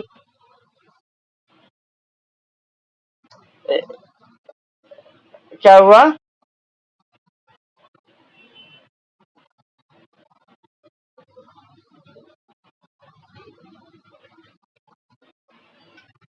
तो मरने के बाद भी फिर दूसरी शादी कर सकती है, तो डाइवोर्स क्यों ले? ए छोड़ो छोड़ो छोड़ो, कैंसर खत्म करो, हाँ कैंसर हटा दो, कैंसर हटा दो अपने सिलेबस से, खत्म करो डिस्प्यूट। ठीक है, कैंसर नहीं है ग्राउंड। लिप्रोसी लिखना, लिप्रोसी तो 100% है, ये मैंने पढ़ा था। ठीक है, और वो वेनेरियल डिजीज में रखते हैं मैडम, अलग अलग मत करो आप। वेनेरियल डिजीज में हाँ सेक्सुअल जितने भी होंगे, HIV एड्स सब आ जाएंगे। और लिप्रोसी अलग से एक डिजीज है जिसमें आप ले सकते हो। ठीक है, आगे बढ़ते हैं हम लोग। दूसरा है कन्वर्जन। ठीक है, अगर आपने जिस धर्म में शादी किया है, चाहे मुस्लिम में किया है, पारसी में किया है, क्रिश्चियन में किया है, और आप अगर दूसरे धर्म में कन्वर्ट हो जाते हो, तो आपसे डाइवोर्स लिया जा सकता है। ठीक है, तो कन्वर्जन भी एक डाइवोर्स का ग्राउंड होता है। दूसरा है आपका क्रुअल्टी, बता दिया था मैंने। डिजर्शन, डिजर्शन का मतलब होता है कि 2 साल से आप अपने पति के साथ या पत्नी के साथ बिना कुछ बताए सेक्सुअल इंटरकोर्स नहीं कर रहे हो, वो अलग रह रहा है, आप अलग रह रहे हो। ठीक है, तो ये आपको शादी का, ये डाइवोर्स लेने का अधिकार दे देता है कि जब शादी की हो, जब साथ में रहना ही नहीं है, दोनों अलग अलग रह रहे हो ना, शादी का जो कमिटमेंट होता है वो फुलफिल कर रहे हो ना, सेक्सुअल इंटरकोर्स कर रहे हो, तो क्यों की हो शादी, डाइवोर्स ले लो। तो डिजर्शन भी डाइवोर्स का ग्राउंड होता है, लेकिन वो जो दोनों मर्द औरत है वो 2 साल से अलग रहना चाहिए। ठीक है, तब वो डिजर्शन माना जाएगा। इसके बाद है कन्विक्टेड टू लाइफ इम्प्रिजनमेंट। अगर आपने कोई अपराध किया है जिसमें आजीवन कारावास हो गया आपको, ठीक है, तो अब क्या वाइफ आपके लिए आजीवन रुकेगी? नहीं, आपसे डाइवोर्स ले सकती है, चाहे वो क्रिश्चियन हो, मुस्लिम हो या हिंदू हो। हर धर्म के लिए यह अलाव है कि अगर कन्विक्ट हुआ है कोई बंदा LI के लिए, तो फिर उसको डाइवोर्स दिया जा सकता है। ठीक है, इसके बाद एक है not heard as being alive, मतलब 7 साल से अगर कोई भी बंदा आपको नहीं दिखा है, आपके सामने वाले, ठीक है, तो ये माना जाएगा कि वो मर गया है, और आप इसके आधार पर भी डाइवोर्स ले सकते हो। ठीक है, not heard as alive period of 7 year. ठीक है, अगर 7 साल तक आपके पति या पत्नी नहीं मिल रहा है, खो गया है, और आपको लगता है कि 7 साल से कोई अता पता नहीं है, तो ये माना जाएगा कि वो मर गया और आपको डाइवोर्स मिल जाएगा। इसके बाद है विलफुल रिफ्यूजल टू कंज्यूमेट। आपने शादी करी, शादी का एसेंशियल क्या है? Sexual intercourse. अगर आप वही नहीं कर रहे हो तो क्या मतलब है शादी करके? तो कंज्यूमेट नहीं, अगर पति बोलता है कि मुझे नहीं करना है, या वाइफ बोलती है कि मुझे नहीं करना है, तो फिर शादी क्यों किए भाई? शादी सिर्फ मुंह देखने के लिए थोड़ी किए थे, बराबर। तो अगर ऐसा कुछ होता है तो आप इसके आधार पर भी डाइवोर्स ले सकते हो। ठीक है, इसके बाद लास्टली है failure to comply with decree of restitution of conjugal right. तो बहुत बार लोग पूछते हैं कि कंजुगल राइट का मतलब क्या होता है। ठीक है, तो कंजुगल राइट का मतलब होता है शादी करने के बाद पति पत्नी के पास जो भी अधिकार होते हैं उसको बोला जाता है कंजुगल राइट। जैसे मैंने शादी करा, तो ये मेरा अधिकार है कि मैं अपनी वाइफ के साथ कहीं भी जाके घूमूं। ये मेरा अधिकार है कि मैं अपनी वाइफ के साथ सेक्सुअल इंटरकोर्स करूं। ये मेरा अधिकार है कि मेरी वाइफ मुझे खाना बना के दे, मेरी सेवा करे, बराबर, मेरे साथ रहे, मेरे साथ घूमे, ये मेरा राइट है। पत्नी का क्या अधिकार है कंजुगल राइट में? कि पति की उसके साथ सेक्सुअल इंटरकोर्स करे, पति उसका ख्याल रखे, पति अगर उसको कुछ चाहिए तो पति उसको ला के दे, पति उसका जो है मतलब घर में हर काम में हेल्प करे। ये सब क्या है? हर पत्नी का जो अधिकार है शादी करने के बाद। तो यह है कंजुगल राइट। अब मान के चलो मेरी शादी हुई, मेरी पत्नी जो है 1 साल से मेरे मतलब मेरे शादी करने के बाद 6 महीना साथ रही, फिर गई मायके। अब वो मायके से नहीं आ रही है बिना कुछ बताए। अरे कुछ बताओ, मेरे में कमी क्या है? या मेरे सास मेरे मम्मी पापा तुमको मारते हैं, या मैं तुमको सेटिस्फाई नहीं कर पा रहा हूँ, या मैं तुमको खरीद के नहीं दे रहा हूँ, कुछ भी, कुछ तो बोलो। बिना बोले अगर आप चले जाते हो तो मैं आपके खिलाफ कोर्ट जा सकता हूँ, और कोर्ट में फाइल करूंगा रेस्टिट्यूशन ऑफ कंजुगल राइट, मतलब मेरे जो शादी के अधिकार थे मुझे वो लाके दो। रेस्टिट्यूशन मतलब वो एकाग्र करके दो। तो वो महिला से पूछा जाएगा कि भाई आपकी शादी, आपने शादी करी थी इससे? हाँ। क्यों करी थी? उसके साथ रहने, सब कुछ जो शादी के बाद किया जाता है वो सब करने। तो जब आप शादी के बाद उससे अलग हो गई, चली गई मायके, कुछ कर ही नहीं रहे हो, तो क्या मतलब है? आप क्या चाहती हो बोलो? शादी रखना है या नहीं रखना है? तो क्यों नहीं रखना है, रीजन बताओ। अगर कोर्ट उसके रीजन से सेटिस्फाई नहीं होगा तो कोर्ट डिग्री पास करेगा कि तुमको उसके साथ रहना ही पड़ेगा, क्योंकि तुमने उससे शादी करी है। और बिना रीजन के तुम बोलोगे कि ऐसे ही अब मन नहीं कर रहा है उसके साथ रहने का, ये क्या मतलब होता है? शादी मन करने के लिए करी थी कि जो भी राइट्स होते हैं उसके लिए की थी, बराबर? तो ये होता है constitution of restitution of conjugal right. ठीक है। तो अगर किसी कोर्ट ने ये ऑर्डर पास करा है कि भाई रीना आप जाइए, आपके पति जो है सुजीत ने आपके लिए केस डाला है कि आप उससे शादी की थी और बिना बताए आप उसका घर छोड़ के आ गई हो। क्यों छोड़ी हो ये बताओ। अगर छोड़ने का रीजन सेटिस्फैक्टरी नहीं है तो मैं ऑर्डर पास कर रहा हूं, आपको उसके साथ रहना पड़ेगा। आप रीजन बताओगे तब कोर्ट मानेगा कि ठीक है क्यों नहीं जा रहे हो। और बिना बताए आप चली गई तो इसका क्या मतलब होता है? तो पति का भी तो अधिकार है ना भाई, उसने शादी करा, उसके भी फीलिंग्स है, उनके भी इमोशंस हैं, करेक्ट? तो इसी को कोर्ट जो है मतलब ऑर्डर पास करके उस महिला को बोलेगा कि आप जो है या तो बताओ रीजन, अगर रीजन सेटिस्फैक्टरी नहीं है तो कोर्ट ऑर्डर देगा कि जाइए आप सुजीत के साथ रहिए, कोई सुनवाई आपकी नहीं होगी। तो उस महिला को विवश होना पड़ेगा उसके साथ रहने के लिए। अगर कोर्ट के ऑर्डर को वो वायलेट करती है महिला, ठीक है, और नहीं मानती है, तो कोर्ट बोलेगा सुजीत नहीं आ रही है, डाइवर्स ले ले, और मैं ही साइन करता हूं, पहले उसको हटा, खत्म कर। तो उसके आधार पर आप जो है डाइवर्स तुरंत ले सकते हैं। समझ गए? तो ये जो रेस्टिट्यूशन ऑफ कंजुगल राइट का है, अगर डिग्री पास होने के बाद पति या पत्नी जो भी अलग रह रहे हैं, अगर वो नहीं मानते तो ये सामने वाले को अधिकार दे देता है कि आप तुरंत डाइवर्स फाइल कर दो। ठीक है, यहां तक क्लियर? ये रेस्टिट्यूशन ऑफ कंजुगल राइट का सीन ना सेकंड नेक्स्ट सेमेस्टर में बहुत आएगा, क्योंकि हिंदू मैरिज एक्ट में इसका बहुत यूज है रेस्टिट्यूशन का। ठीक है, अभी आगे बढ़ते हैं हम, हमारा नेक्स्ट क्वेश्चन है ये सब क्या। हाँ हाँ, नहीं देखिए, 2 मार्क्स के लिए भी आ सकता है या आपसे पूछा जा सकता है कि कैसे कंजुगल, ये रेस्टिट्यूशन ऑफ कंजुगल राइट का जो ऑर्डर पास होता है, अगर वो फुलफिल नहीं करते तो ये डाइवोर्स का ग्राउंड कैसे बनता है। ठीक है, तो आपको एक्सप्लेन करना है, एक एग्जांपल लेना, एक्स एंड वाई फलाना फलाना शादी करा। हाँ, तो अच्छे मतलब हर जो भी आप बताओगे ना सवाल में, अगर 6 मार्क्स के लिए है तो 1-2 एग्जाम्पल तो ठोक ही देना उसमें, तो आपके जो है बढ़ जाएंगे, ए बी सी डी ऐसा करके 2-3 एग्जाम्पल। जैसे आपसे पूछा जाएगा, मान के चलो डिफाइन क्रुअल्टी और 6 मार्क्स में है, तो आप एग्जाम्पल दो, ए ने बी के साथ शादी किया, बी का फादर है एफ, एफ जो है अपनी बहू को जिसका नाम है बी बहुत टॉर्चर करता है, बोलता है तेरे बाप ने दहेज नहीं दिया, खाना भी अच्छा नहीं बनाती। तो अगर आप एग्जाम्पल के सपोर्ट में, ठीक है, एग्जाम्पल के साथ जब आप अपने जवाब लिखते हो तो एग्जामिनर को लगता है कि नहीं भाई इसके पास दिमाग तो है। ठीक है, तो ऐसा, और उससे आपका जो है पेज भी भरेगा, सारा पेज भर देना। हाँ, अगला सवाल है आपका इधर गया, चौथा देखिए, fourth, explain law relating to domicile under Indian succession act. ठीक है, इंडियन सक्सेशन एक्ट के अंदर डोमिसाइल के लिए क्या क्या प्रोविजन है, क्या क्या लॉ है, इसके बारे में आपसे पूछा जा रहा है। ठीक है, तो सबसे पहला है, under the Indian succession act 1925 domicile plays a vital role in determining the applicable law for succession to a deceased person property. ठीक है, the act outline various provision regarding domicile, particularly in part 2 which applies to individual who are not Hindus, Muslim, Buddhist, Sikhs और जैन।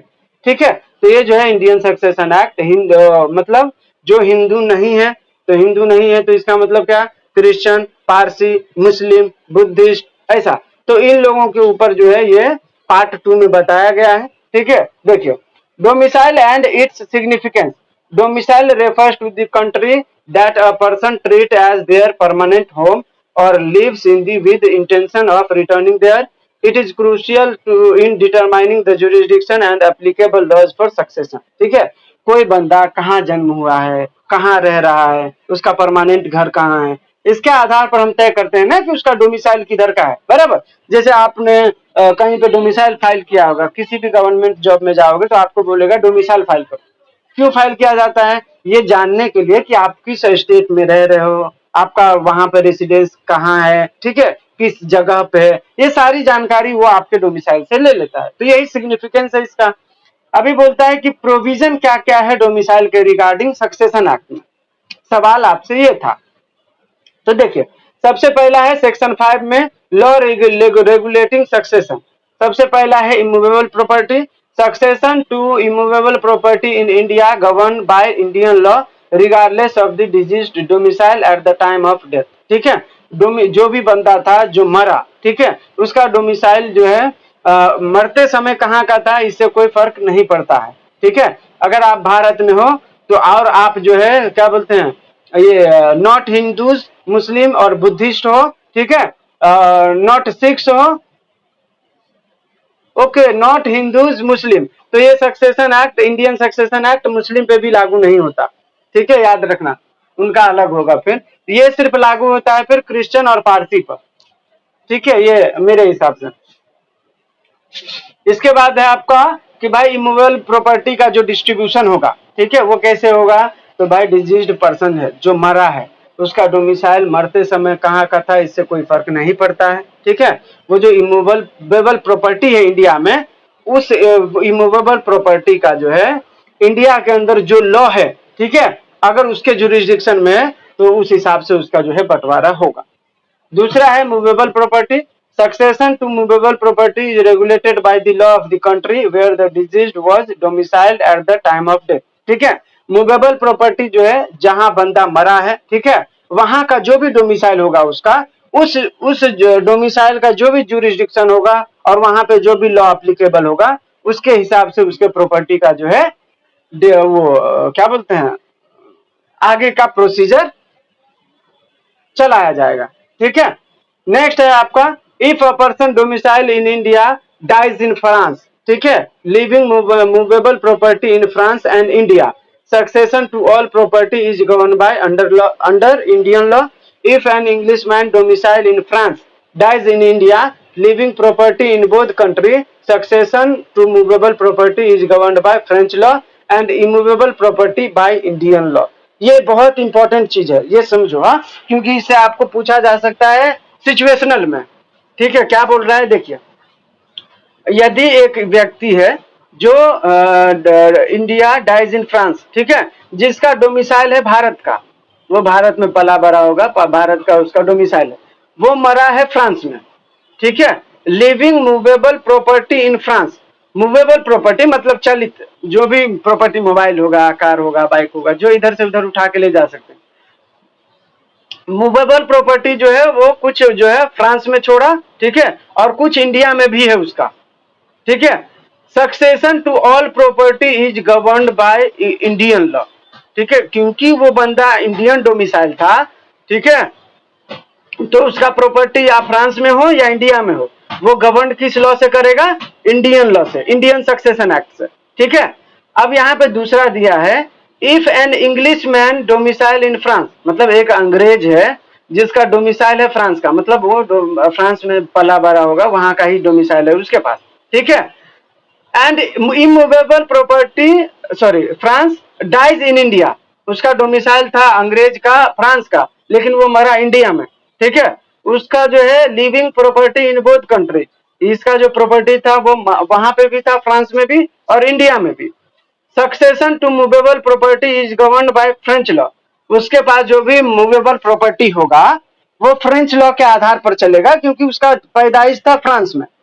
ठीक है, लेकिन उसके पास जो भी इमूवेबल प्रॉपर्टी होगा, देखिए succession to movable property is governed by French law and immovable property governed by, एक सेकंड यार, कोई ज्वाइन कर रहे हैं, एक सेकंड, हाँ, and immovable property by Indian law.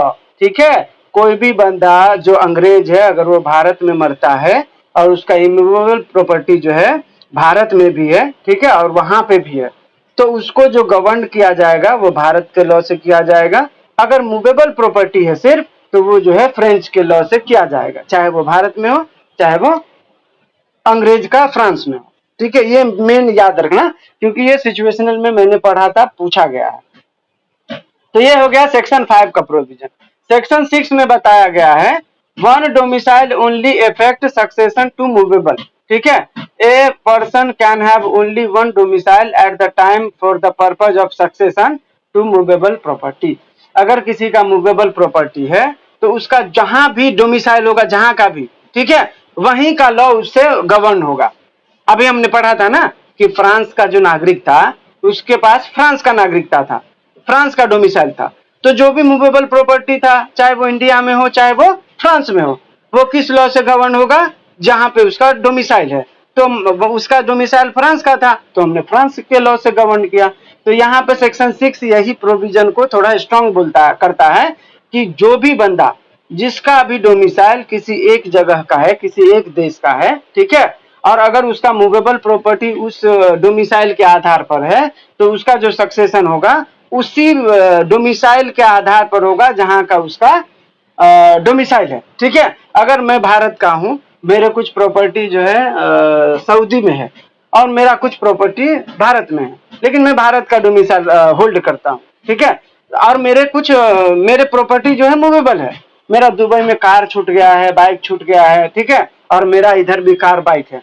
अगर मैं मरता हूं तो मेरा जो सक्सेशन का जो अधिकार जाएगा मेरे लीगल हियर को या जिसको भी जाएगा, ठीक है, तो मेरे डोमिसाइल के आधार पर मूवेबल प्रॉपर्टी सऊदी का भी जो होगा ना, वो मेरे भारत के लॉ से ही गवर्न होगा, और वो पूरे प्रॉपर्टी का जो डिस्ट्रीब्यूशन होगा हमारे इंडियन सक्सेशन एक्ट के तहत होगा। ठीक है, क्योंकि हमारा डोमिसाइल भारत का है, और यहाँ सेक्शन 6 क्लियरली बोलता है कि एक डोमिसाइल से मूवेबल प्रॉपर्टी का डिस्ट्रीब्यूशन उसी डोमिसाइल से होगा जहां का उसका है। ठीक है, यहां समझ में आया सभी को? ये ये सिचुएशनल में पूछा गया है इसलिए बता रहा हूं। ठीक है, देखो सेक्शन 6 बोलता है कि कोई भी बंदा जिसका डोमिसाइल जिस देश का होगा, ठीक है, जहां का भी होगा, उसको जो उसके मूवेबल प्रॉपर्टी जो होंगे उसके उस डोमिसाइल से जो भी एक्ट कनेक्टेड होगा, ठीक है, उसी के आधार पर वो गवर्न होगा। जैसे मैंने एग्जाम्पल बताया, मैं भारत में पैदा हुआ तो स्वाभाविक है कि मेरा डोमिसाइल भारत का होगा। ठीक है, मेरे कुछ मूवेबल प्रॉपर्टी जो है सऊदी में भी है और फ्रांस में भी है। क्योंकि मेरा डोमिसाइल भारत का है तो सऊदी का भी प्रॉपर्टी मेरा मूवेबल और अमेरिका का भी प्रॉपर्टी मेरा मूवेबल भारत के सक्सेशन एक्ट के हिसाब से ही वो रेगुलेट होगा और डिस्ट्रीब्यूट होगा। समझ में आया?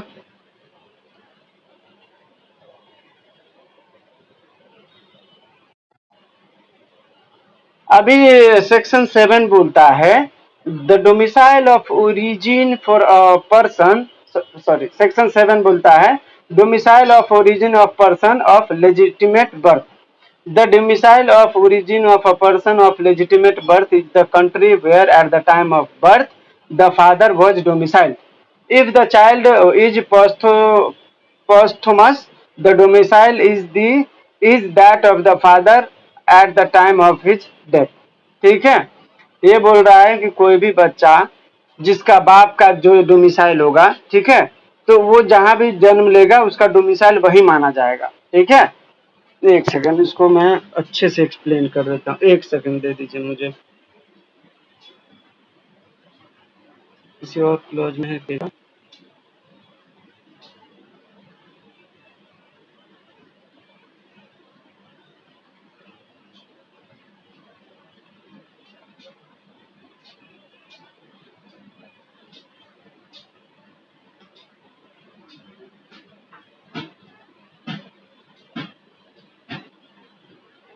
सॉरी यार, देखिए ये बोलता है ये सेक्शन 7 कि भाई जो भी बच्चा बाप के रहते जन्म लेता है, ठीक है, तो बाप का फादर का जहां भी डोमिसाइल रहेगा उसका माना जाएगा कि उस बच्चे का डोमिसाइल जो है वहीं से ओरिजिन है। ठीक है, जैसे मैं हूँ, मेरे पापा जी थे भारत के, ठीक है, तो मैं माना जाऊंगा कि मेरा डोमिसाइल जो होगा भारत का होगा, ये मेरे जन्म लेते समय। अब मान के चलिए मेरे फादर के मरने के बाद जन्म लिया कोई, ठीक है, तो जो मरने का जो समय था उस समय पर जो डोमिसाइल होल्ड कर रहे थे वो उसी डोमिसाइल का जो है उस बच्चे का ओरिजिन माना जाएगा डोमिसाइल का। समझ में आया? मतलब जन्म होते समय जो डोमिसाइल होल्ड करता था वही उसका ओरिजिन होगा उस बच्चे का। बाप जो मरा, मरते समय जो डोमिसाइल वो होल्ड कर रहा था वही उस बच्चे के लिए ओरिजिनल डोमिसाइल माना जाएगा। ठीक है, नेक्स्ट है आपका, ये प्रोविजन पूछा है इसीलिए हम लोग इतना डिस्कस कर रहे हैं, इतना डिटेल में नहीं करेंगे, हम कुछ ही सेक्शन करने वाले हैं। ठीक है, इतना याद भी नहीं रहेगा आपको, सिर्फ मेजर मेजर पॉइंट याद रखना। नेक्स्ट है section 8, domicile of origin of illegitimate child. तो ये तो बोला कि लेजिटिमेट चाइल्ड, सेक्शन 7। ठीक है, लेजिटिमेट चाइल्ड का मतलब जो जायज बच्चा है, ठीक है वो। और ये जो इलिजिटिमेट चाइल्ड होता है इसको बोला जाता है नाजायज बच्चा, जो मतलब वैलिड मैरिज से नहीं होता।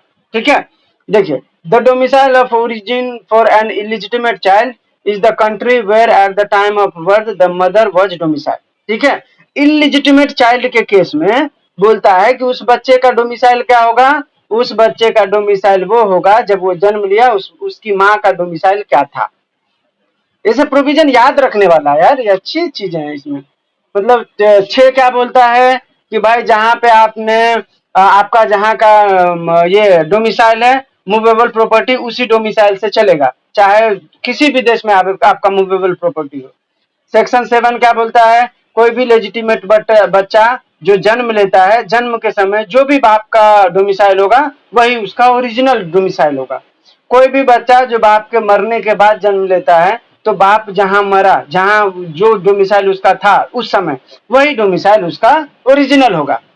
सेक्शन 8 बोलता है कोई बच्चा इलिजिटिमेट है, ठीक है, जो मतलब इलीगल पैदा हुआ है, नाजायज है ऐसा, तो उस बच्चे के लिए क्या प्रोविजन है, तो उस बच्चे के केस में उसकी माँ ने जहां जन्म दिया, ठीक है, उसमें उसकी माँ का जो डोमिसाइल होगा वही डोमिसाइल उस बच्चे का ओरिजिनल डोमिसाइल होगा।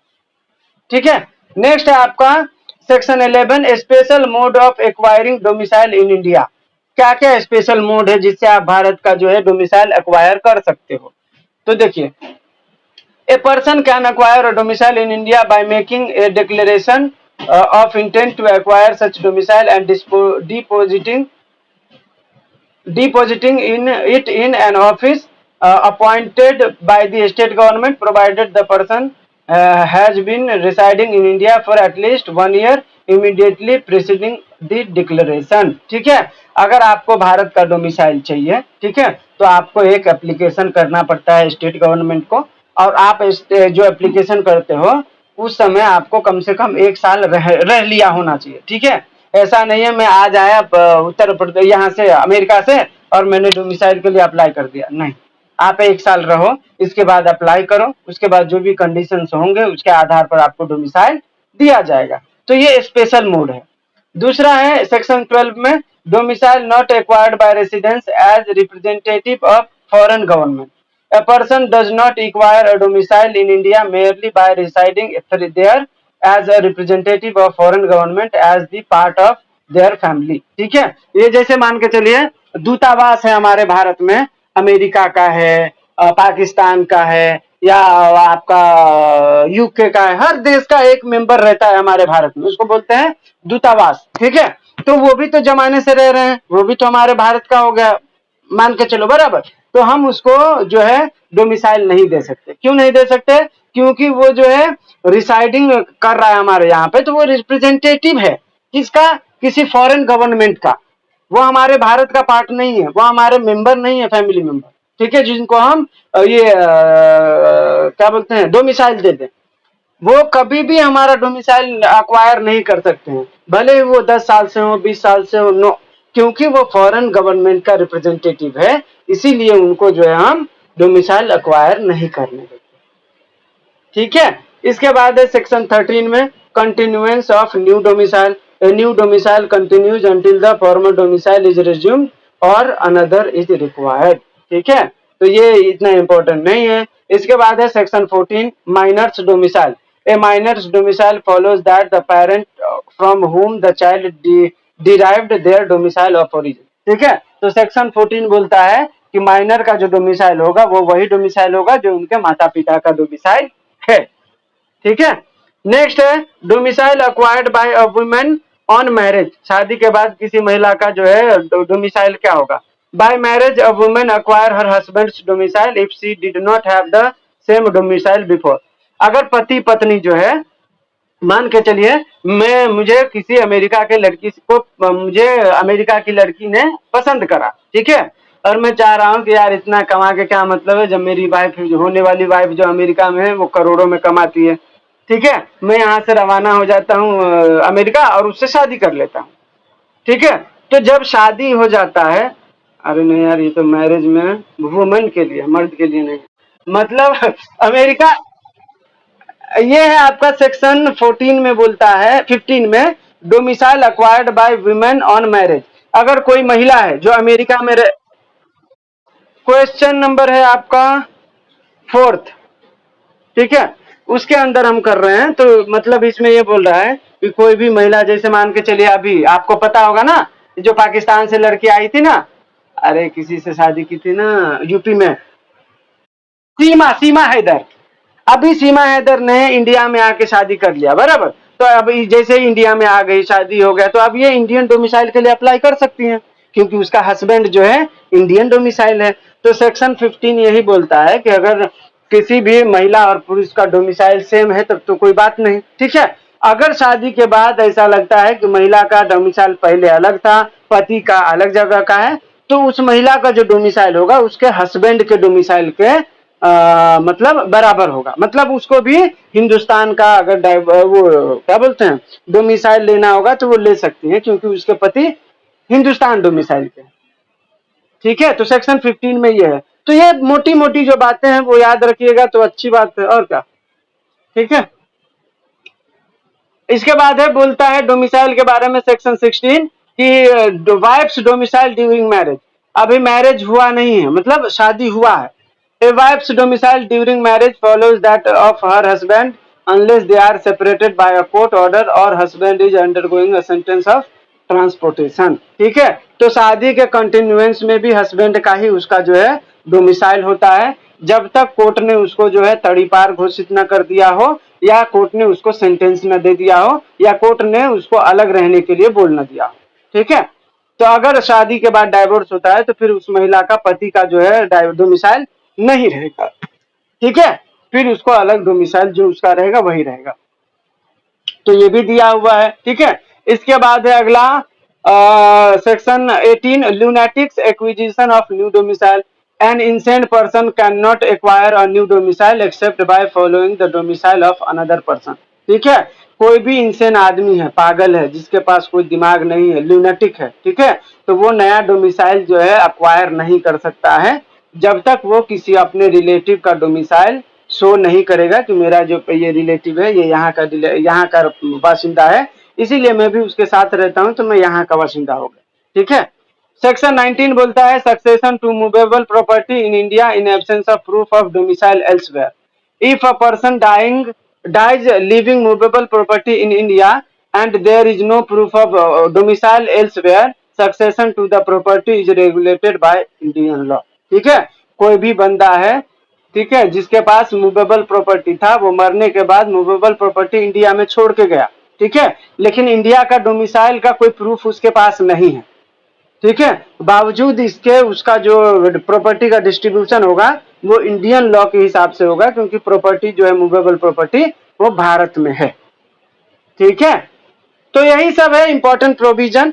नेक्स्ट क्वेश्चन है आपका discuss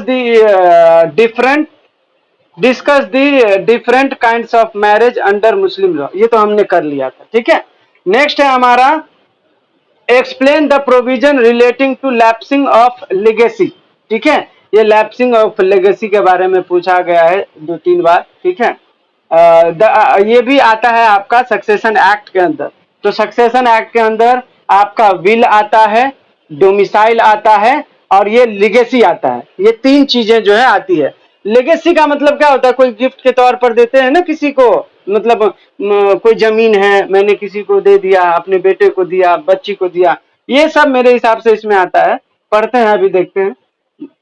Under the Indian Succession Act 1925, the provision relating to lapsing of legacies are primarily outlined in Section 105. These provisions determine whether a legacy bequest remains valid if their legatee beneficiary precedes precedes precedes the testator, the person making the will hears a detailed explanation. ठीक है, तो देखिए क्या बोलता है section 105 में, in what case legacy lapses. General rule: if the legatee does not survive the testator, the legacy lapses and forms part of the residue of the testator's property. Illustration देखिए, the testator bequeaths to B 500 rupees which B owes me.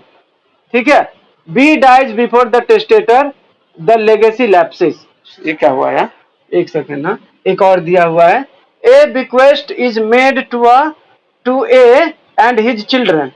A dies before the testator or happens to be dead when the will is made.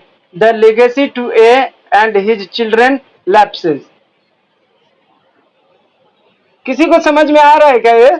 एक second में है, मुझे इसको थोड़ा detail में समझना पड़ेगा यार, लेगेसी मैंने पढ़ा नहीं इसलिए थोड़ा सा,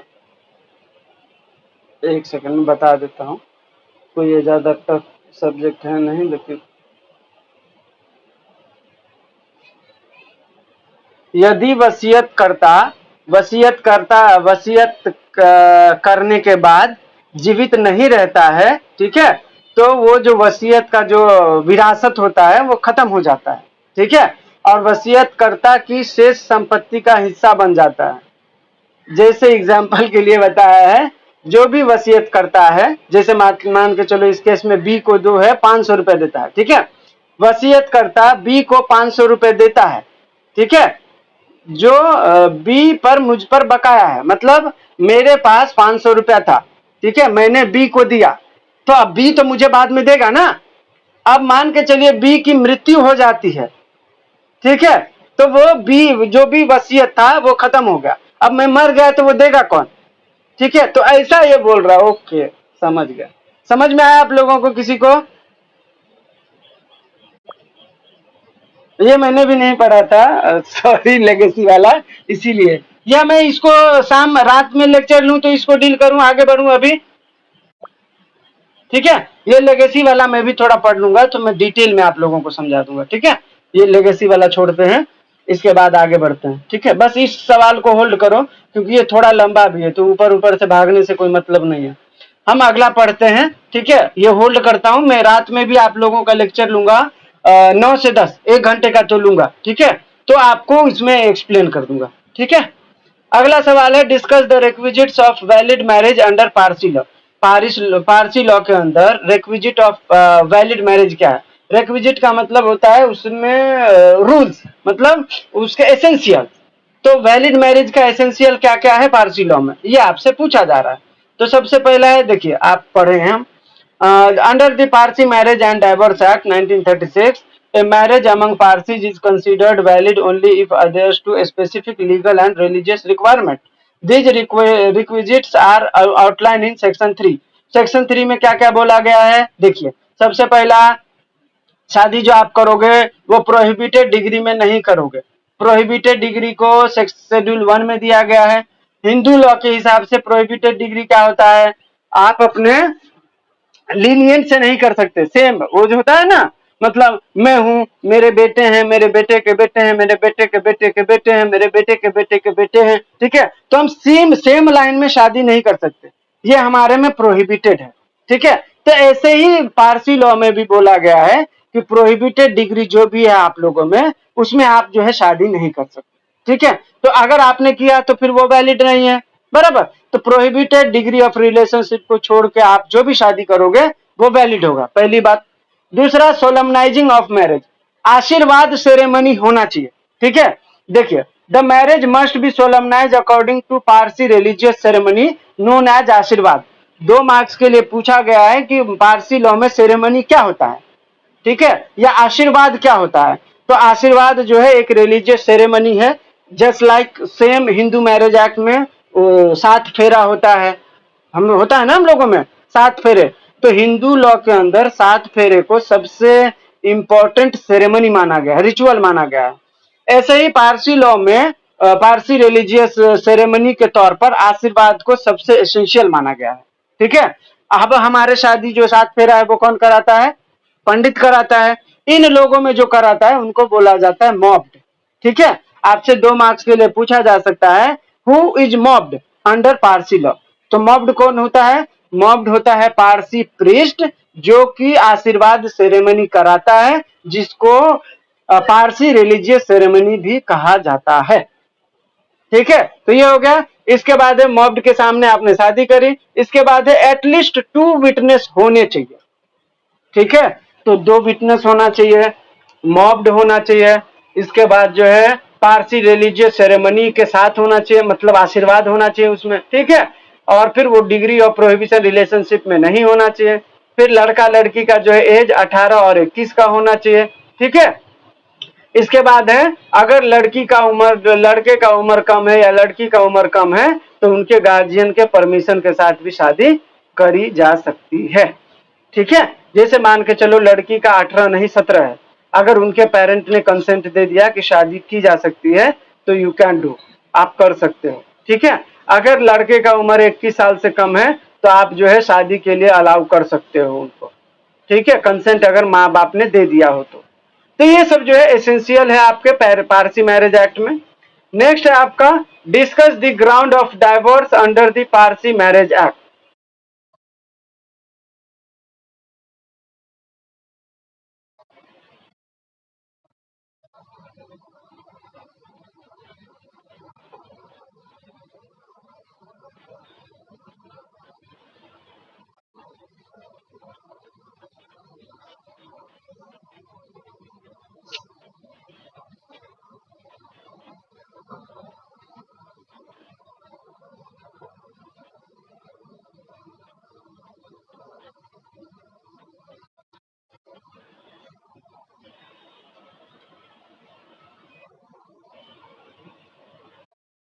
सुनो सुनो सुनो सुनो मैडम, मैंने इसीलिए बोला था कि मैं आपको रात में 9 से 10 एक घंटे का ले लूंगा, सारा कंफ्यूजन खत्म हो जाएगा। ठीक है, आप कुछ बोलोगे, वो कुछ बोलेंगे, ये कुछ बोलेंगे, तो हमारा जो है डिस्कशन जो है अभी का वो रुक जाएगा ना।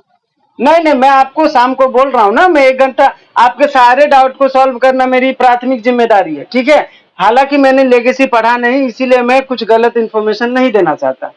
ठीक है, आपको डिटेल में ऐसे बताऊंगा कि आपके जहन में घुस जाएगा लेगेसी।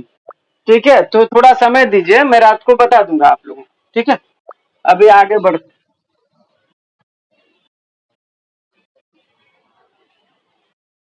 चल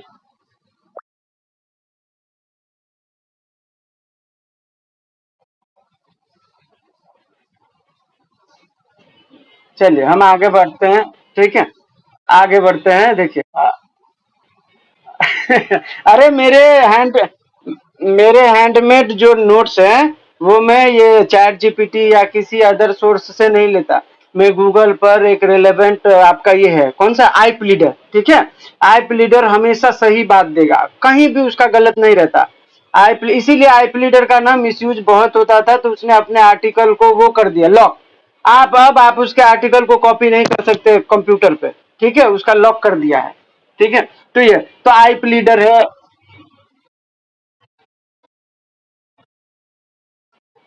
वो।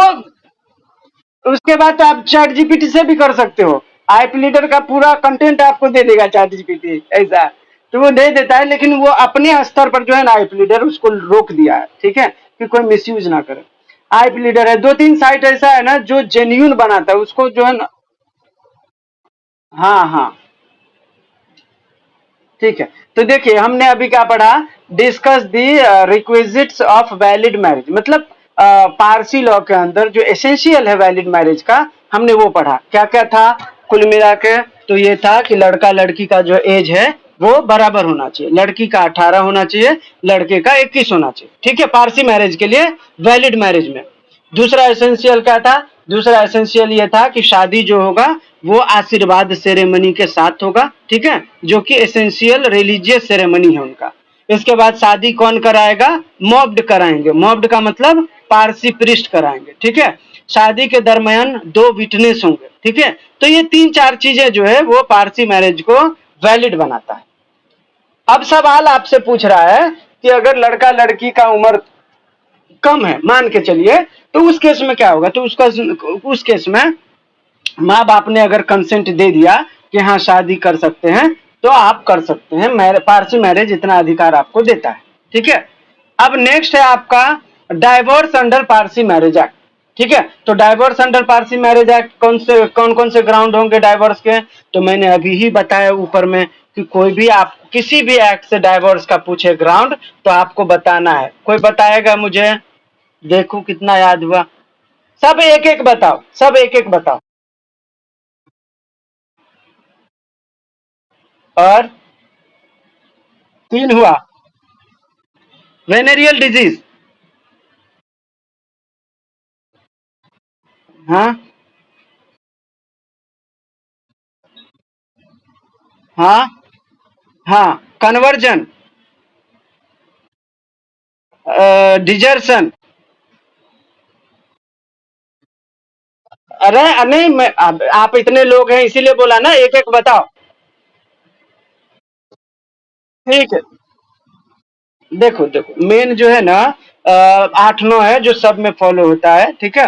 क्रुअल्टी है, अडल्ट्री है, अनसाउंड माइंड है, वेनरल डिजीज है, ठीक है, कन्वर्जन है, डिजर्सन है, कन्विक्टेड एलआई है, लाइफ इम्प्रिजनमेंट अगर कन्विक्ट हो गया है तो वो है, ठीक है। इसके बाद अगर आपको याद रखना है तो जैसे शादी हुआ है तो अगर आपने कॉन्स्टिट्यूशनल ये क्या बोलते हैं रेस्टिट्यूशन ऑफ कंजुगल राइट नहीं किया, ठीक है, और आपने कोर्ट के ऑर्डर को वायलेट किया तो इसके आधार पर भी जो है आप वो ले सकते हो डाइवोर्स, ठीक है। इसके बाद जो है आपका रिनंसिएशन है। रिनंसिएशन का मतलब क्या होता है? आपने संन्यास ले लिया, मोह माया त्याग दिया, ठीक है। मैं हिंदू हूँ, मैं पंडित बन के पहाड़ों पे चला गया। कोई मुस्लिम है तो उसने अपने आप को अलग कर लिया, अब उनको जो है मतलब इस्लामिक लॉ को फॉलो करने के लिए, और वो एकदम अलग हो गया, उसको मोह माया में मतलब नहीं, ठीक है। तो रिनंसिएशन भी एक ग्राउंड होता है कि आप डाइवोर्स ले सकते हो, ठीक है। इसके बाद यही सब मेन ग्राउंड था, मैंने बता दिया था, तो आपके क्वेश्चन नंबर 8 क्लियर हो गए, ठीक है। इसके बाद है आपका नेक्स्ट क्वेश्चन, इधर क्या? हाँ हाँ। I explain in detail the concept of फासिद बातिल मैरिज एंड सही मैरिज अंडर मुस्लिम लॉ। तो ये हमने शुरू में ही डील किया, ठीक है। सही मैरिज का मतलब है वैलिड मैरिज। वैलिड मैरिज कैसे होगा भाई? उसमें कंसिडरेशन होगा, एक्सेप्टेंस और ऑफर होगा, कॉम्पिटेंट पार्टी होंगे, ठीक है। और इसके बाद जो है डावर मेहर दिया जाएगा, इसके बाद 2 विटनेस होंगे, काजी होगा। ये सब अगर है तो वो शादी कौन सा है? वैलिड शादी है। तो वैलिड शादी को ही अरेबिक में सही मैरिज बोलते हैं, ठीक है, शरिया लॉ में। दूसरा शादी है बातिल मैरिज। बातिल मैरिज का मतलब है बी फॉर बातिल, बी फॉर बैड फॉर्म। जो शादी इस्लाम लॉ में प्रोहिबिटेड है, अगर आप वो शादी करोगे तो वो बैड मैरिज है। बातिल मैरिज में ये एग्जांपल दे सकते हो कि इस्लामिक लॉ बोलता है कि डाइवोर्स के बाद महिलाओं को जो है इद्दत पीरियड फॉलो करना चाहिए, 3 महीना ब्रेक लेना चाहिए, फिर ठीक है इसके बाद जो है उनको शादी करना चाहिए। अगर कोई महिला तुरंत डाइवोर्स हुआ और किसी और से शादी कर लेती है तो ये तो इस्लामिक लॉ के खिलाफ है, तो ये शादी गलत शादी है। तो जैसे ही गलत हुआ तो बातिल मैरिज हो गया, ठीक है। इसके बाद है फासिद मैरिज। फासिद मैरिज का मतलब होता है इरेगुलर मैरिज। इरेगुलर का मतलब आप उसको रेगुलर करना चाहो तो यू कैन, आप कर सकते हो, ठीक है। एग्जाम्पल फॉर मुस्लिम मैरिज में बोला गया है कि आप 4 शादी कर सकते हो। जैसे ही आपने 5 किया तो वो शादी इरेगुलर हो गया, ठीक है। तो आप जैसे ही एक को डाइवोर्स दे दोगे फिर वो रेगुलर हो जाएगा क्योंकि आपकी 4 वाइफ बचेगी, बराबर। जैसे मान के चलो किसी महिला से आपने शादी किया जो मुस्लिम नहीं है तो वो इरेगुलर हो गया। अगर आपको रेगुलर करना है तो उसको कन्वर्ट कर दो, मुस्लिम बना दो, शादी रेगुलर हो जाएगा। समझ में आया? तो ये है आपका सही मैरिज, फासिद मैरिज, बातिल मैरिज। इसमें मेरे हिसाब से कहीं पे किसी को भी डाउट नहीं होना चाहिए। क्लियर? ठीक है, नेक्स्ट क्वेश्चन हम लोग पढ़ते हैं। अगला सवाल है हमारा, discuss the classification of marriage among Muslim and essential of valid marriage.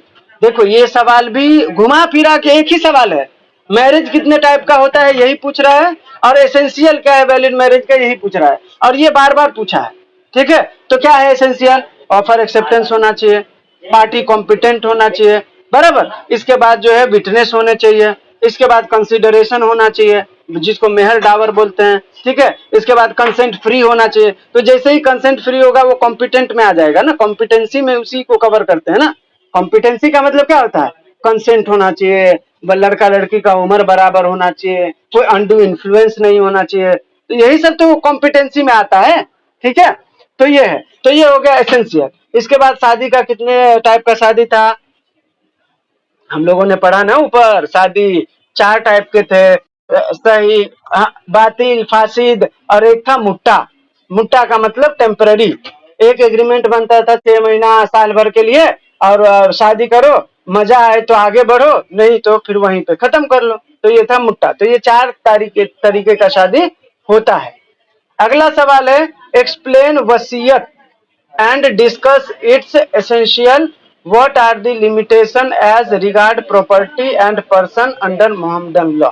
ठीक है, तो देखिए हम लोग डील कर रहे हैं इधर गया, define will and what are the kinds of will under Indian succession act. ठीक है, तो विल का मतलब है कि कोई भी प्रॉपर्टी जो किसी बंदे ने होल्ड करा है और मरते समय वो चाहता है कि मेरे बच्चों में ये प्रॉपर्टी इस हिसाब से बांटे जाए, तो वो एक डॉक्यूमेंट बनाता है और उस पर लिखता है। ठीक है, कि भाई मेरा ये प्रॉपर्टी उसको मिलना चाहिए, ये प्रॉपर्टी उसको मिलना चाहिए। हम जब ये डॉक्यूमेंट बनाते हैं इसी को बोला जाता है विल।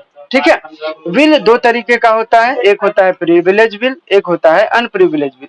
प्रिविलेज विल सैनिकों के लिए मिलता है वॉरफेयर के टाइम पर। ठीक है, जब उनको लगता है कि मुझे गोली लग गया है, अब मैं मर जाऊंगा, और युद्ध भूमि में उनको कोई पेपर देने नहीं जाएगा, उनके पास कोई पेन वगैरह नहीं रहेगा, राइट।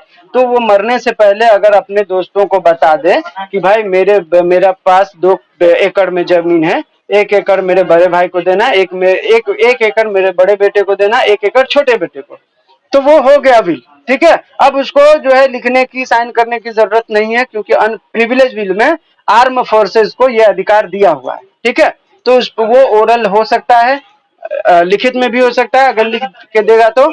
ठीक है, और उस पर साइन की जरूरत बिल्कुल नहीं।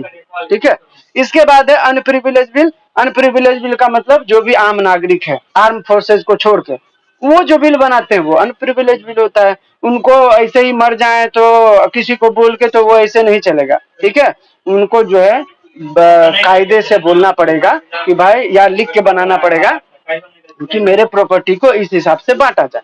अब यहाँ पे 2 सीन होता है। अब जरूरी तो नहीं है कि हर बार कोई इंसान विल बना के ही मरे, कभी कभी अनप्रिविलेज विल वाले भी, जैसे मैं अर्धसैनिक नहीं हूँ, आम आदमी हूँ, ठीक है, और मेरा कार एक्सीडेंट में मौत हो गया, एग्जाम्पल फॉर, मैंने विल नहीं बनाया। अब क्या होगा? तो यहाँ पे जो सक्सेशन एक्ट बोलता है कि लॉफुली जो भी सही होगा उस हिसाब से आपके प्रॉपर्टी का डिस्ट्रीब्यूशन होगा, एक्ट जो बोलता है। तो जो मेरे लीगल हियर होंगे, मेरे लिए लीगल हियर 1 में मेरे माँ होंगे, मेरे बीबी होगा, मेरा भाई होगा। लीगल हियर 2 में मेरी माँ के माँ होंगे, मेरे माँ के माँ, माँ के माँ, ऐसा। ठीक है, तो फर्स्ट जनरेशन वाला जो होता है ना, वो लीगल हियर 1 में आता है। उसके बाद जो कनेक्टेड होते हैं वो लीगल हियर 2 में आता है। उसके बाद जो लास्ट होते हैं कि अब इसका कोई है ही नहीं उसके अलावा, तो फिर लीगल हियर 3 में उनको रखा गया है। ठीक है, ये याद रखना। तो अगर मैं बिल बना के नहीं मर रहा हूँ, ठीक है, तो फिर सक्सेशन एक्ट में ये प्रोविजन है कि अगर कोई बिल बना के नहीं मरता है तो फिर उसको जो कानूनी तौर से है, जैसे 2 बेटा है और 2 एकड़ जमीन है, तो कानूनी तौर से क्या होगा? 1 एकड़ उसको मिलना चाहिए, 1 एकड़ उसको मिलना चाहिए, बराबर। तो पहले फर्स्ट लीगल ईयर जो होगा उनको मिलेगा, अगर वो नहीं है तो सेकंड लीगल ईयर के श्रेणी में जो आएगा उनको मिलेगा, अगर वो भी नहीं है तो लास्ट में जो भी है उसको थर्ड श्रेणी मानेंगे और उनमें हम उस प्रॉपर्टी को डिस्ट्रीब्यूट करेंगे। ठीक है, तो ये है आपका अनप्रिविलेज बिल। नेक्स्ट है आपका स्टेट दी प्रोविजन। हाँ बोलिए ना।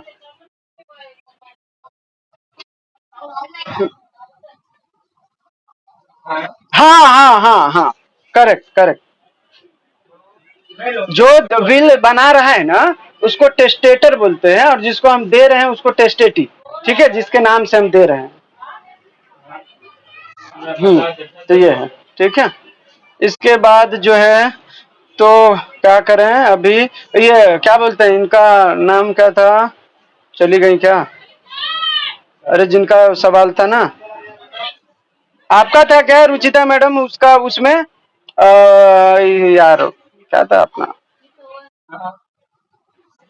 हाँ उनका था, वो है ही नहीं देखो। नहीं है, नहीं उनका 5-6 सवाल था ना।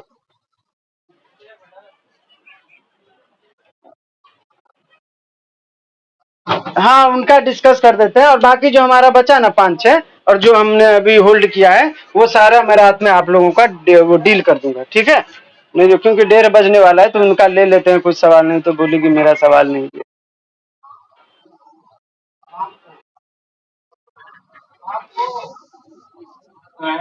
हाँ देखो आएगी तो ठीक है, नहीं तो फिर हम लोग यही कंटिन्यू कर लेंगे एक और सवाल लेके, और क्या करें, ठीक है? ठीक है ठीक है ठीक है, चलेगा, 1:30 बज गया है। बाकी हम रात को ही थोड़ा और होल्ड कर देंगे, ठीक है? 1 से 1.5 घंटा कर दूंगा, आप टेंशन मत लो, ठीक है? चल